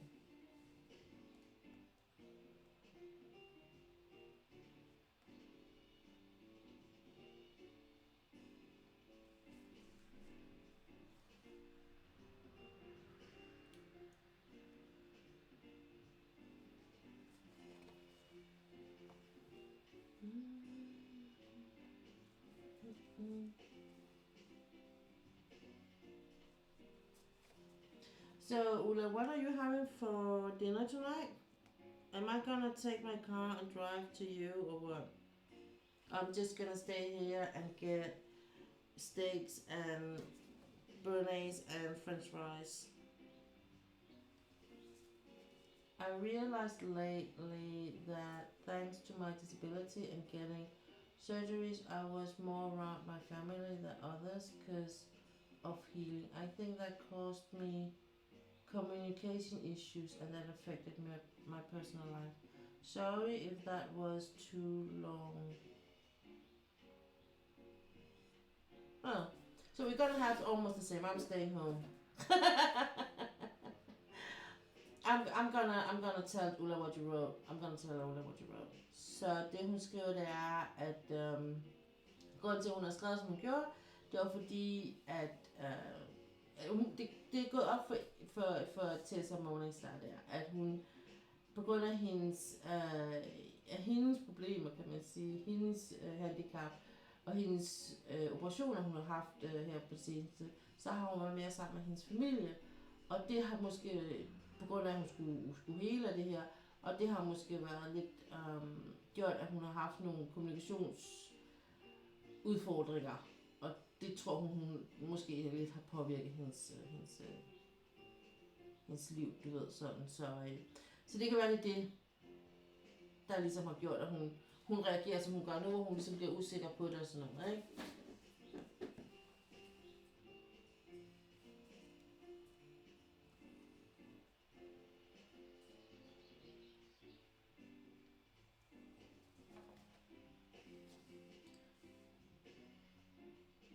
See, everything is possible as long as we just keep the lines open. We will actually have more understanding for each other's challenges, and you know, because if you didn't know that Ulla had some challenges and Ulla didn't know that you had it, then you might be looking at each other more in a different way. But now that you do, you will be more accepting towards each other's how you do and say things. Isn't that amazing?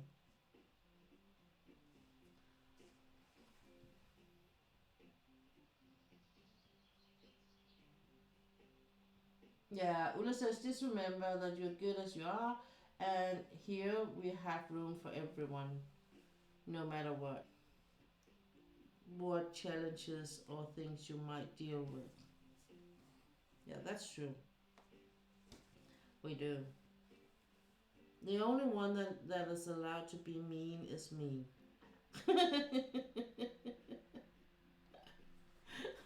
I'm yeah, we all good, Tessa. We all good. Um, I am very much a person that advocate for open lines and communications. So if anyone should have a problem with anyone in the chat, I'd rather we, don't get personal about it. I mean, if let's just talk about it, and if you can't agree about it, let's disagree or agree that we can't agree about it, and let's move on. That's kind of the vibe.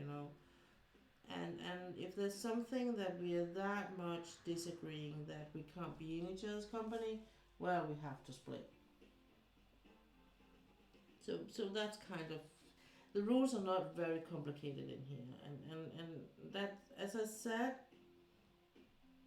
Friday night to Miss Coffee, that sometimes I really am happy that I'm not a big streamer with a lot of followers, and with the shit she have to go through sometimes, I'm happy I'm just a little me.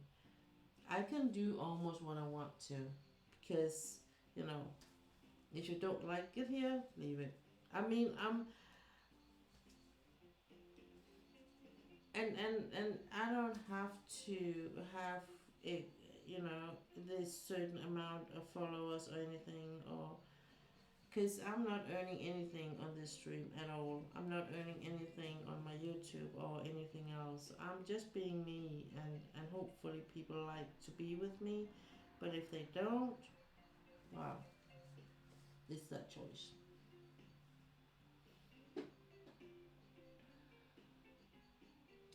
Oh, and I made a decision that I think you guys would be touched to hear. Oh, what decision did you make?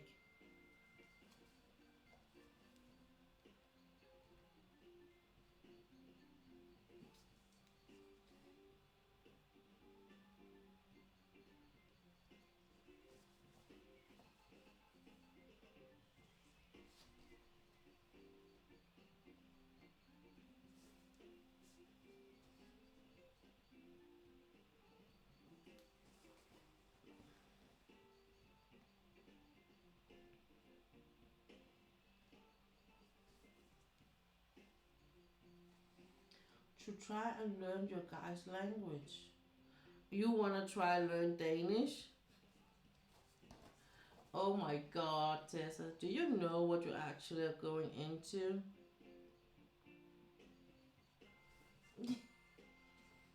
But yeah, I mean, go on.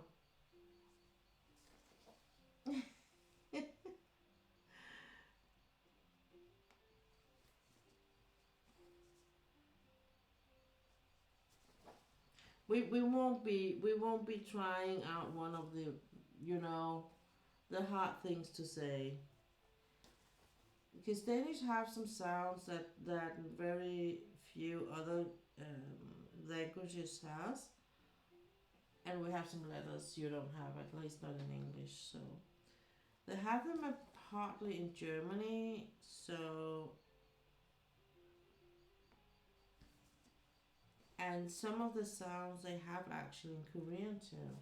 But besides that, we have kind of a unique language as a Danish, but it's still really in the classic form. I would say it's unique, but if it's in the modern form, it's very much formed by and have been through the international thing. So there's a lot of words we use in Danish that are like from English or other countries, but in the raw form, yeah, absolutely, it's unique. So, are you using an app to learn it? I wanted to learn Korean actually from an app, and I did start on it, but I think I lost the interest for it because I was so caught up in everything else in life. So, I hope that one day in near future I will have peace and quietness around me, so, and inside of me too, so I will be able to, learn a new language. I would love that. And especially I would love to be able to read.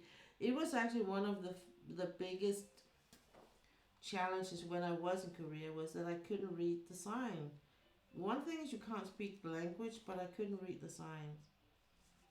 So yeah. You know me, I go big or go home, and once I make my mind up, I can't change it. I figured if I need help, I have friends who will help, I hope. Yeah, absolutely.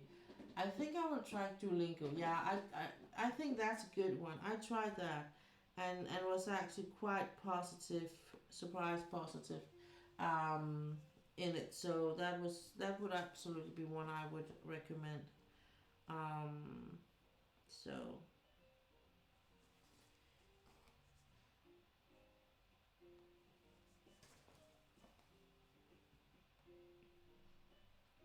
but that is one thing I learned in school. Dinner's ready. Well, I think it's almost ready, and I think I can hear my husband in the kitchen. So that's gonna be about 30 minutes or so. He will come in here and be looking at me, be like, "So when are you done?" One thing I learned in school was that a lot of the words, not a lot, because it's still unique, but some of the words are actually kind of the same, and that's where you can see how the Viking has been, raiding through the seas, because something like, for instance, I think I remember, um, like bread, like a bread. So bread is in English. It's called Brot in German, and we call it Brot. So it's not like it's that. Um, it's not like it's that different how it is pronounced and how it's spelled, and that's and that's kind of why it's we have these things in our language that are kind of the same and not. And of course, because we develop the language is kind of evolving as we go along. Um, some of the things will be less and less recognizable, and of course, a lot of the things like a PC, uh, we wouldn't call that in Danish. It would never be a. We do because we are internationals, so we would call it a PC. But to be honest, if we should go like the old ways, we wouldn't call it a PC. If you ask a old man what a PC is, it's not you're not necessarily sure that he will know it. But if I call it a personal computer, he will know. So that's just to say that some of the things, the language involvement are really interesting, and some of it you will, you will know, and you will recognize some of the words. My French teacher back in the day, he says French is really easy. Just say the word as you would in. The word is like it is in English. Just say it with a French accent. Okay. So yeah.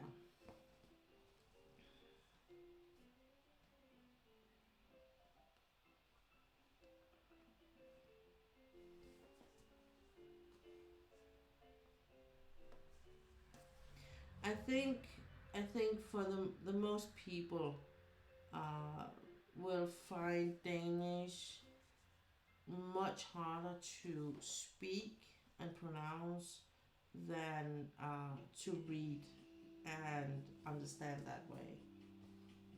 Um,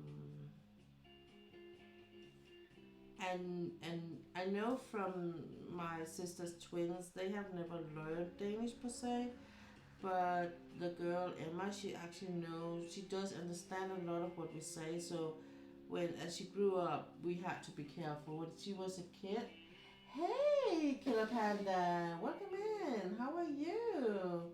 I am good. Now you're here, I'm much better. How are you today? We are actually on the last 30 minutes of the stream. I am really starving, and my husband is, I think he's working on dinner, so I will be, I will I will be ending the stream soon, but not that soon. We still have some time. Still have some time.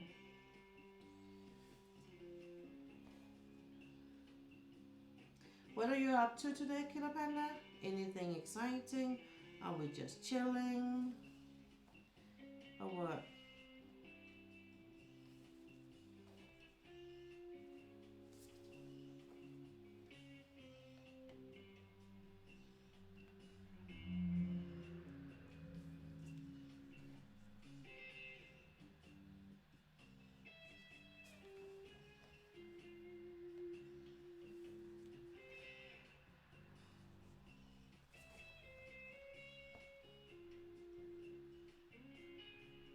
That looks strange. That looked a bit strange, that stitch.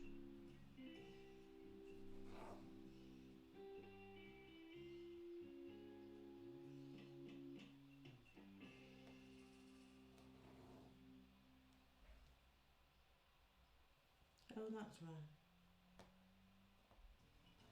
That is right. I am coming to your house for dinner. It sounded so yummy. Oh, you finished a plushie for your niece. Oh, I wish I could do those plushies. I love plushies.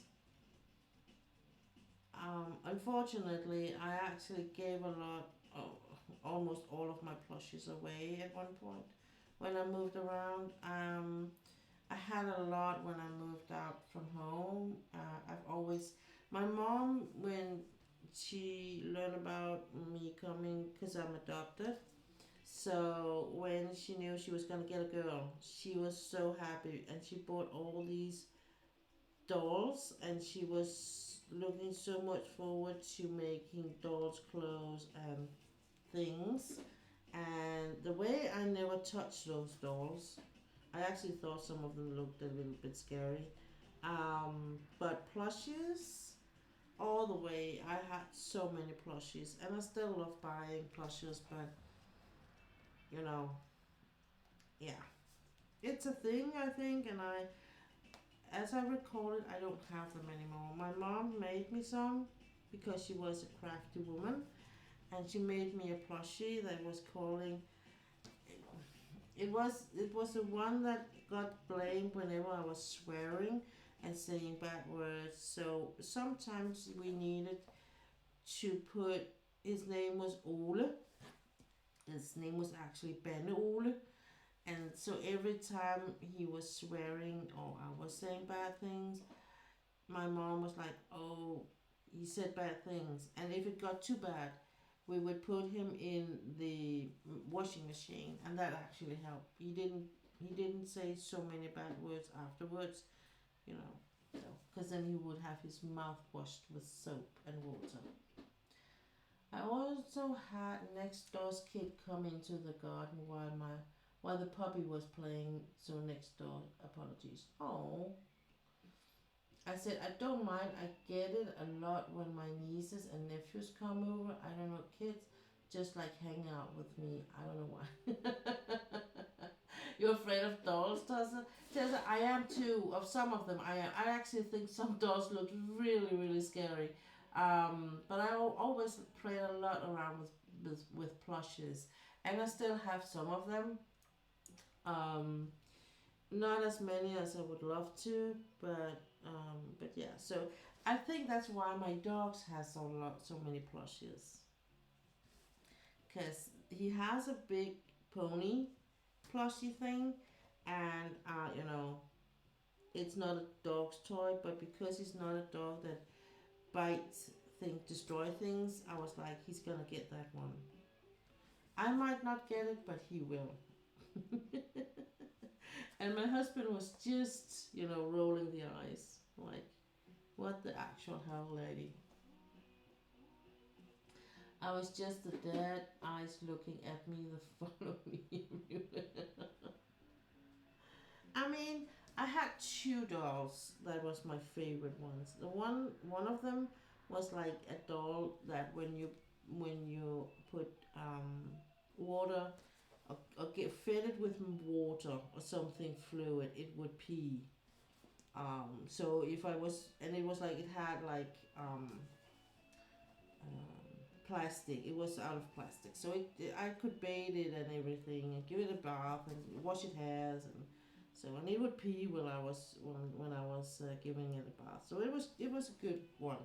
Then I had another one that I got when we were in Venice, and I carried all the way. We have pictures of me carrying a huge doll that was not bigger than me, but it was almost my size. I was a very small kid though, but that doll had like the body was fabric, so I couldn't give her a bath, but because of the size, she had the size of a baby, so it was more real for me, and I could give it real baby clothes. I got some baby clothes from one of my mom's friends. After her boys were like too big for it, and my I had a stroller that it could fit in, and it was that I was more into. But the other dolls that my mom got was like they were out of. Some of them were plastic, and they had this really scary look, I think. Um, and they were just like way up on the shelves. I never touched them. I never played with them, and they were just so far away. So I was sure they were not gonna jump me when I was going up to be in the middle of the night. Yeah. Um. So, but I got a plushie which was like a monkey.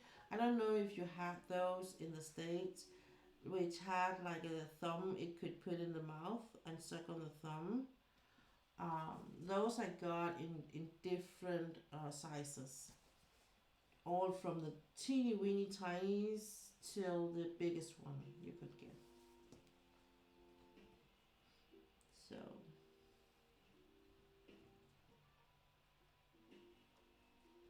and actually, that big doll I had, my sister, because we were like, she's not my blood related sister, but we were like, we were growing up next to each other. So in that sense, she is my sister. So she had actually a boy doll, and I had a girl doll in that size. I don't know why she had a boy doll, but she did.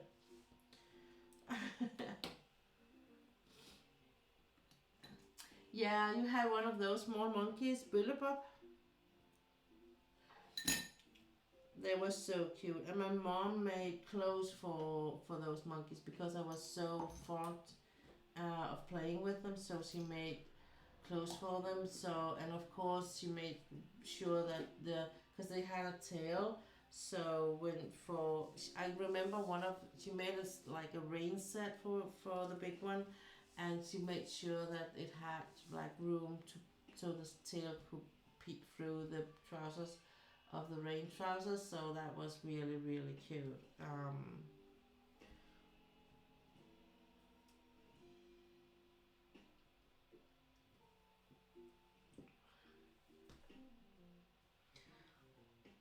I think there was one of at one of my grand's house. Yeah.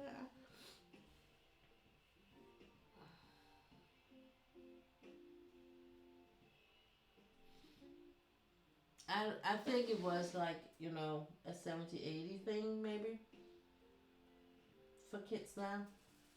Hey, let me see if I can Google that whenever they were popular.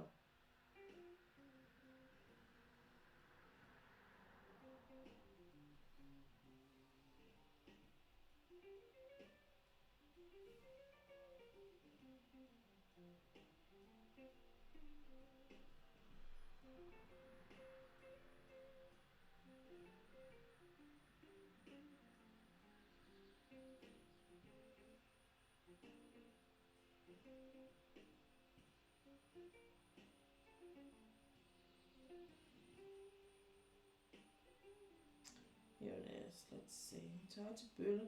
It's just not Bølle, but it's just called Bølle. Oh, Monchi. Monchichi.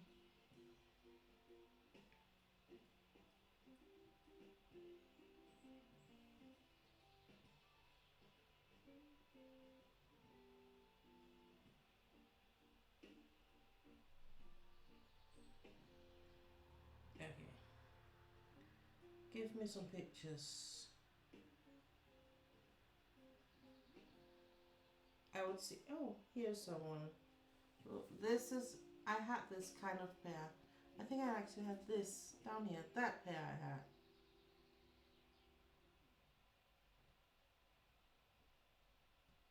And that one I had.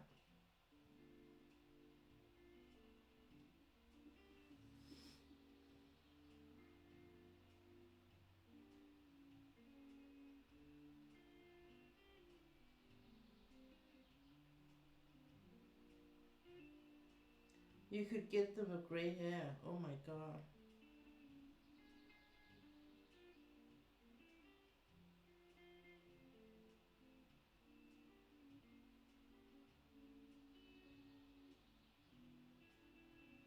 I think I gave mine away back then when I was too old to play with those. With a lot of clothes to it and stuff like that.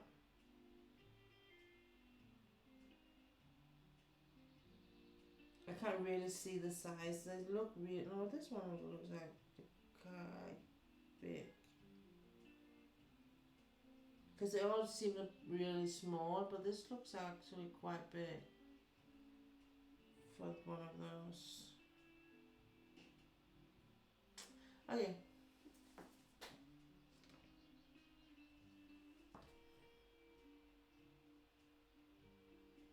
Oh, so when were they popular?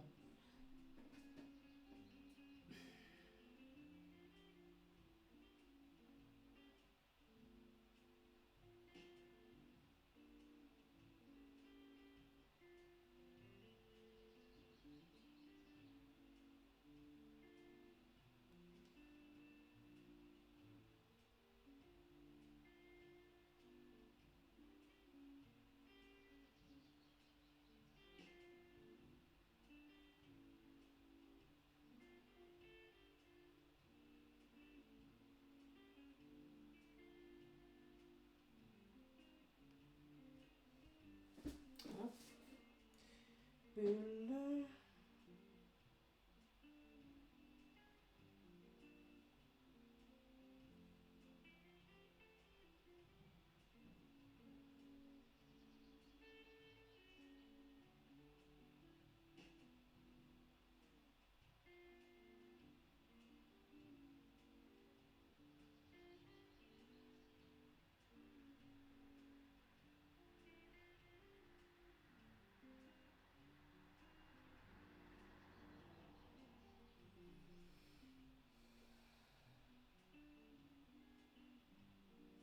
Oh, they're from 85.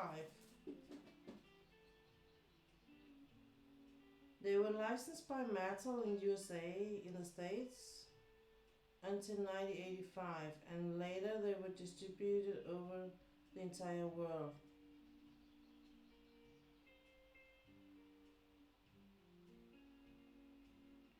So it's called Monchichi. Let's see. What does Wikipedia tell? No, that's not that one.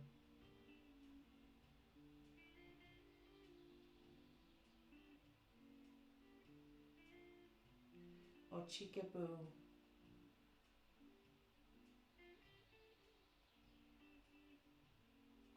So it was a classic in the kids' room up from the 70s, up through 70s and 80s. And it is a Japanese plushie from Sequiki Corporation, born in 1974.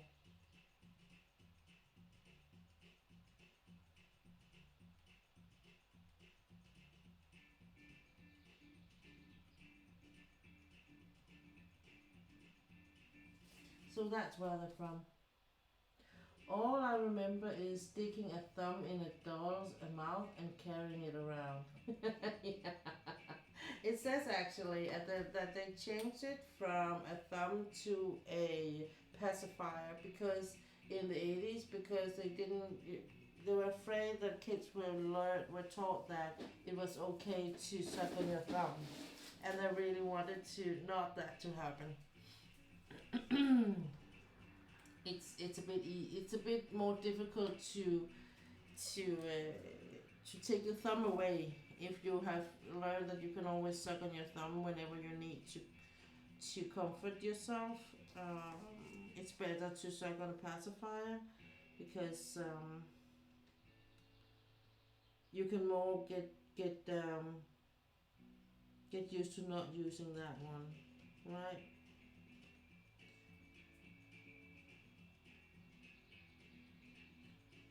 Did I?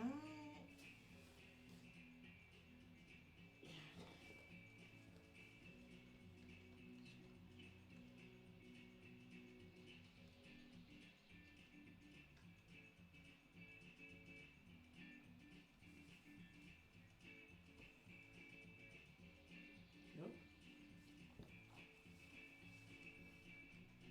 But it was actually a bad idea to learn kids to suck on their thumb. My mom told me that she had a class mate that were a bit unusual, but she was sucking on her thumb still when they were in school, and her teeth were like misplaced because of it, because she pressed with her thumb on them, and her up in her mouth there was kind of a indent too due to that.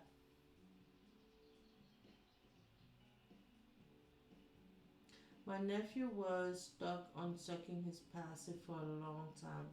Yeah, I know it can be a battle or struggle to find a way, but I think if you find something else that can use to it, because the pacifier gets to comfort them.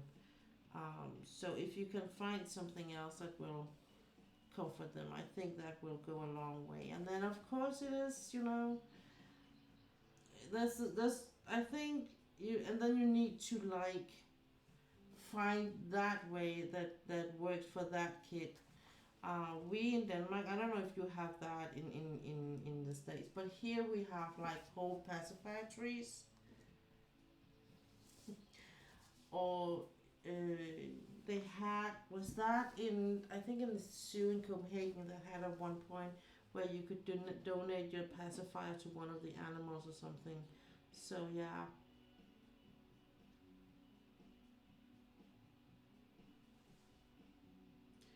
He still hauls around his blankies with the animal hats on them when he's tired. Yeah, but you know what? That's let him. I mean, our stepson, he got a donkey. He got the donkey and the tiger from you know who I mean.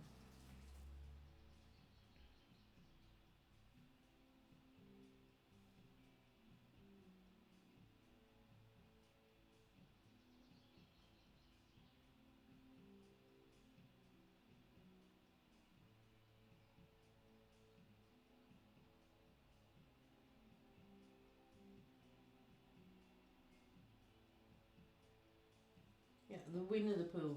Yeah.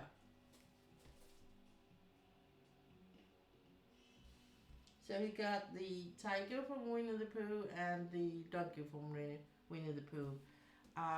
And they have been with him everywhere, like everywhere. And he couldn't sleep if he wasn't like, if he didn't have those. So one time his parents forgot about it, and they had to drive all the way to, I think his dad drove to the nearest uh, gas station and tried to buy a similar pair, but that was not well achieved, received. They were accepted, but they were thrown away as quickly as they were like he could get his hands on the ones he knew about. So yeah, and he still has them, I guess. They are, if they're not fallen completely apart. I don't think with his girlfriend. I actually need to remember to ask him whether he still has those. The donkey and the tiger, as we call them.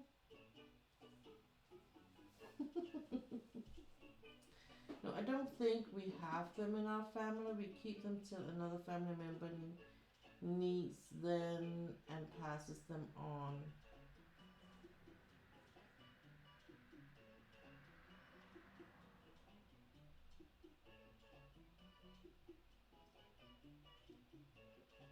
What don't you have? Pacifier tree or what? So you don't donate you don't donate the pacifier to a tree?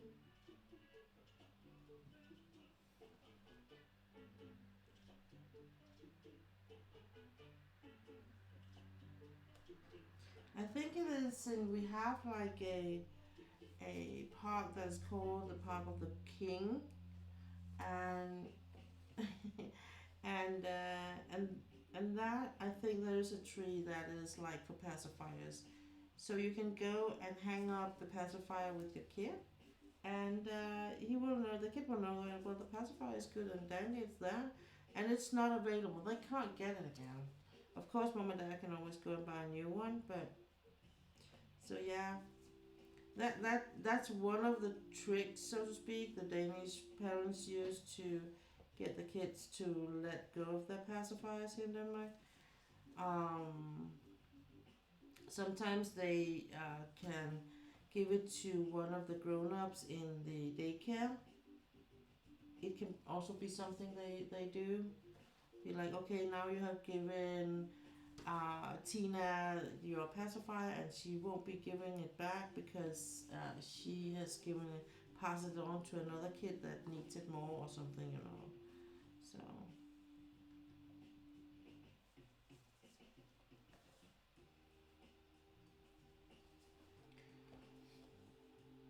because sometimes I think like some kids are, if you are more like, if you tell them that, well, the pacifier you have, if is passed on or given to another kid that needed more than you because you are so grown up now that you don't need a pacifier, there will be like more acceptance to the fact that they don't need it. They are so big now, they don't need it. That there will be a smaller, younger kid that needs it so much more than you do. And I think, to be honest, if you then do something that will stand instead of it, so it could be a plushie or something that you can cuddle up with. Maybe that can do it for some kids anyway.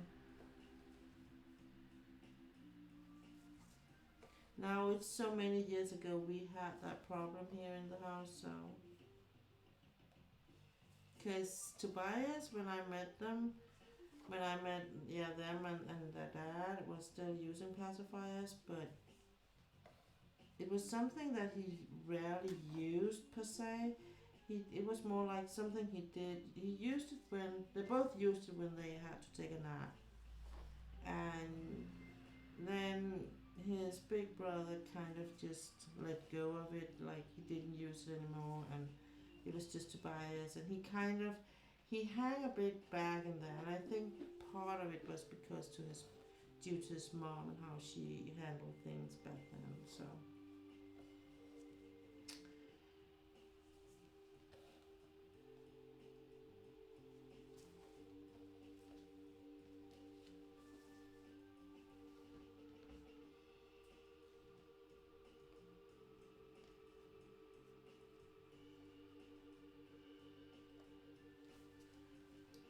I'm like a bit in a fight with this camera. I want to have it close, but I also want my cross stitch close so I can see what is going on. So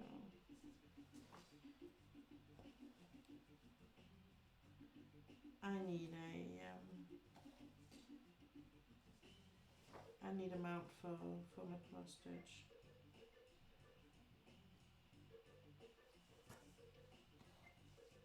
Yes, we always put it away for the next baby because we're too big and they will need it. Okay? I don't think people in Denmark, family in Denmark, they will reuse the pacifiers.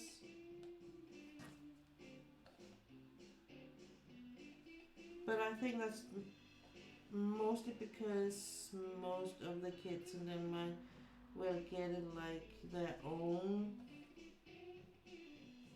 when they're born, and everyone that will, you know, there will be at least one set of grandparents to spoil them rotten, so they will probably get whatever they need even when before they're born. I think it's not a thing that I have been part of. I just know that the way that a lot of people here, a lot of parents here are using to get kids to not use pacifiers, at least with using giving it away, or it could be for Santa, for instance, for Christmas, giving him the pacifier.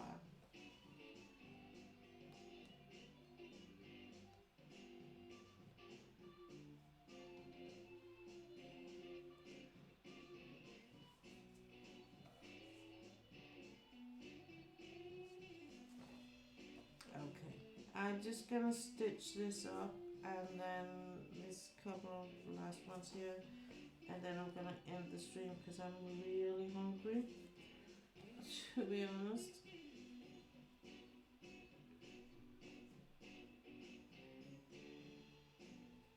And with my nephew, we praise him for what he learns in school and gets him bigger. It works. He tries to do better and learn more for praise. Absolutely. And I mean that's where you need to be like you. You should, as a parent or grown-ups, know your kid so well, so you know what is best. You know how they do best. It's just not it's just not a fact for everyone, you know. So, but I'm happy it is for you and your nephew that he is surrounded by grown-ups that know what's best for him.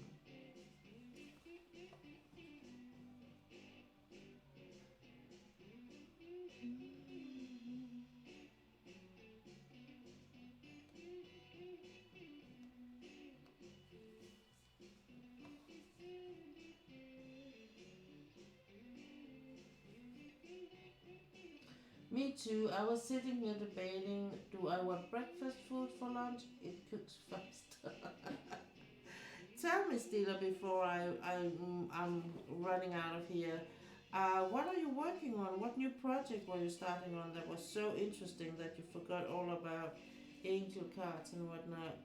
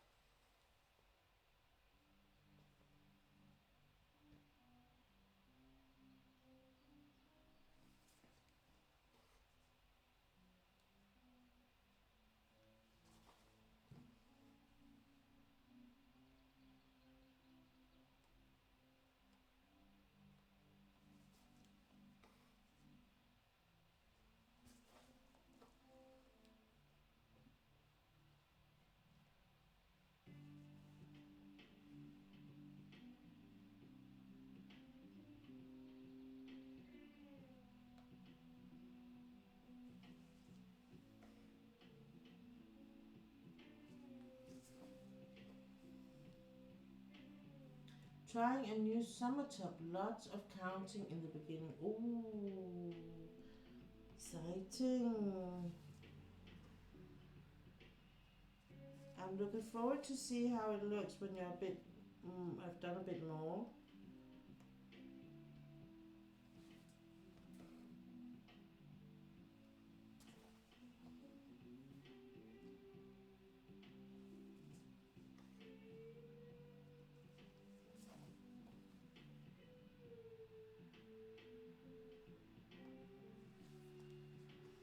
Okay, we can end it here.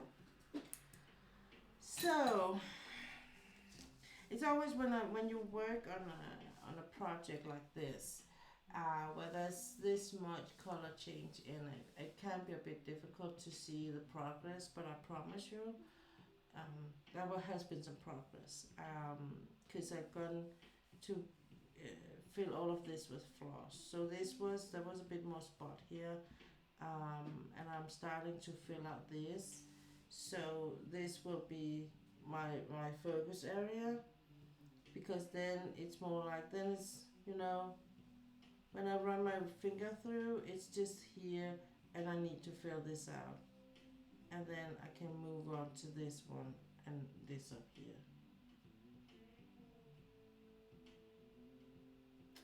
So, but and just, you know, um, if you should ever want to try to do cross stitch and you're not, you know, maybe you want to try but you're not really sure what to do or how to approach it. For me, I think that you doing like this and stamp crosses, maybe not as big as this one. Zoom further out. Oh, zoom out further. Thank you. Maybe not as big as this one because it is quite big, But maybe a smaller project. You can't get them smaller in the cross stitch version. I have one that's smaller. I bought after this one.